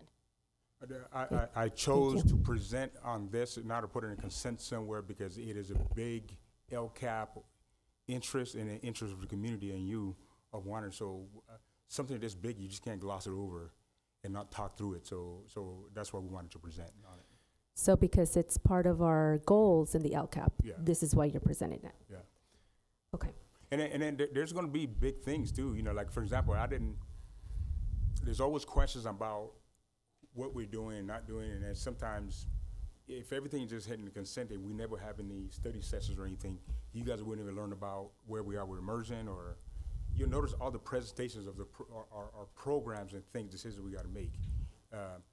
The drug dogs, we could have just came out and said, let's put it under consent. I told Willem, well, that's a big deal because we need to talk about this, so let's do a presentation. So unless, not that you're saying this, but if there's no interest in seeing some of these things, I just think that hurts the district because we don't communicate what we do sometimes. And On that, because I think with that specific example, we actually had to change our board policy on some things, right? So there's going to be instances where it's going to be even more important to bring it to the board, right? So I appreciate the expedience of what you have to do, and by no means am I talking about micromanaging and needing to be involved in everything. I just feel like, and correct me if I'm wrong, but typically the board would see a contract this size beforehand, right? yes, and as I mentioned, I'm apologize. And It I'm was not looking for that. It was done not intentionally. It's just one of those things that maybe I got to slow myself down so make sure that. No, I like that. I like that you're fast and you're a go-getter. I'm just speaking for myself. And again, like I'm for this, and I'm not going to let a procedural thing get in the way of what's best for the students. But I will say, it's got to be better going forward. We need just more information and more time. And I think there's plenty of stuff on the agenda that maybe sometimes deserves less of our attention than something like this that's going to impact every single parent and every single student in our district. We can spend a little bit of time on this. And like I said, I want to make sure it's not necessarily about the timing of it. It's about where my attention was. And remember, I got several division people coming out and we're moving and doing all this stuff. So along the line, people come to me and say, hey, this is where we can go. And so I will always remember, okay, what the board take action on this yet? Or we need this right away because we need to start training. And then, I took a shot and said, oh, I think you'll be fine with this program. Okay, so let me just go and sign off. That's what went through my mindset of doing this. So it was done intentionally, knowing I violated what you guys probably wanted to do, knowing in hopes that I will convince you that this can work. This is good. So, but I get it. I get it. The process has to be where, now, there might be situations where, and I want to be clear on this, I have ratified things where sometimes a field trip is about to occur and the school site or some division or somebody didn't submit the contract in on time. The question becomes, do I then say, you're not going to go on this, or do I just sign off and you ratify? I don't want to make a declaration that this will never happen, but something this big obviously is going to happen. But I don't want to mislead you that you're never going to see any ratifications because sometimes the reason why the ratifications exist is for those little things that sometimes gets missed somewhere. Yes, so I think we're understanding that. Thank you for the explanation, Dr. Dradi. In the Friday memo, could you please provide the board also the process that our contracts go through, please? So that way we are all under the same understandings and working on that definition. And also, in addition, how much spending, what is your spending limit on contracts as well? Thank you. I think we may be ready to move forward now, colleagues. Do I have a motion to approve the item 4.1 contract approval of Aries Communication powered by Parent Square. So moved. I second. Roll call, please. Ms. Armstrong? Aye. Dr. Alhesson? Aye. Ms. Stewart? Aye. Mr. Critchfield? Aye. Mrs. Garza? Aye. Thank you so much, board. Thank you, staff. If there is no objection, this meeting is adjourned at 9:03 p.m. until the regular board meeting to be held on Thursday, September 7th, 2023. Thank you.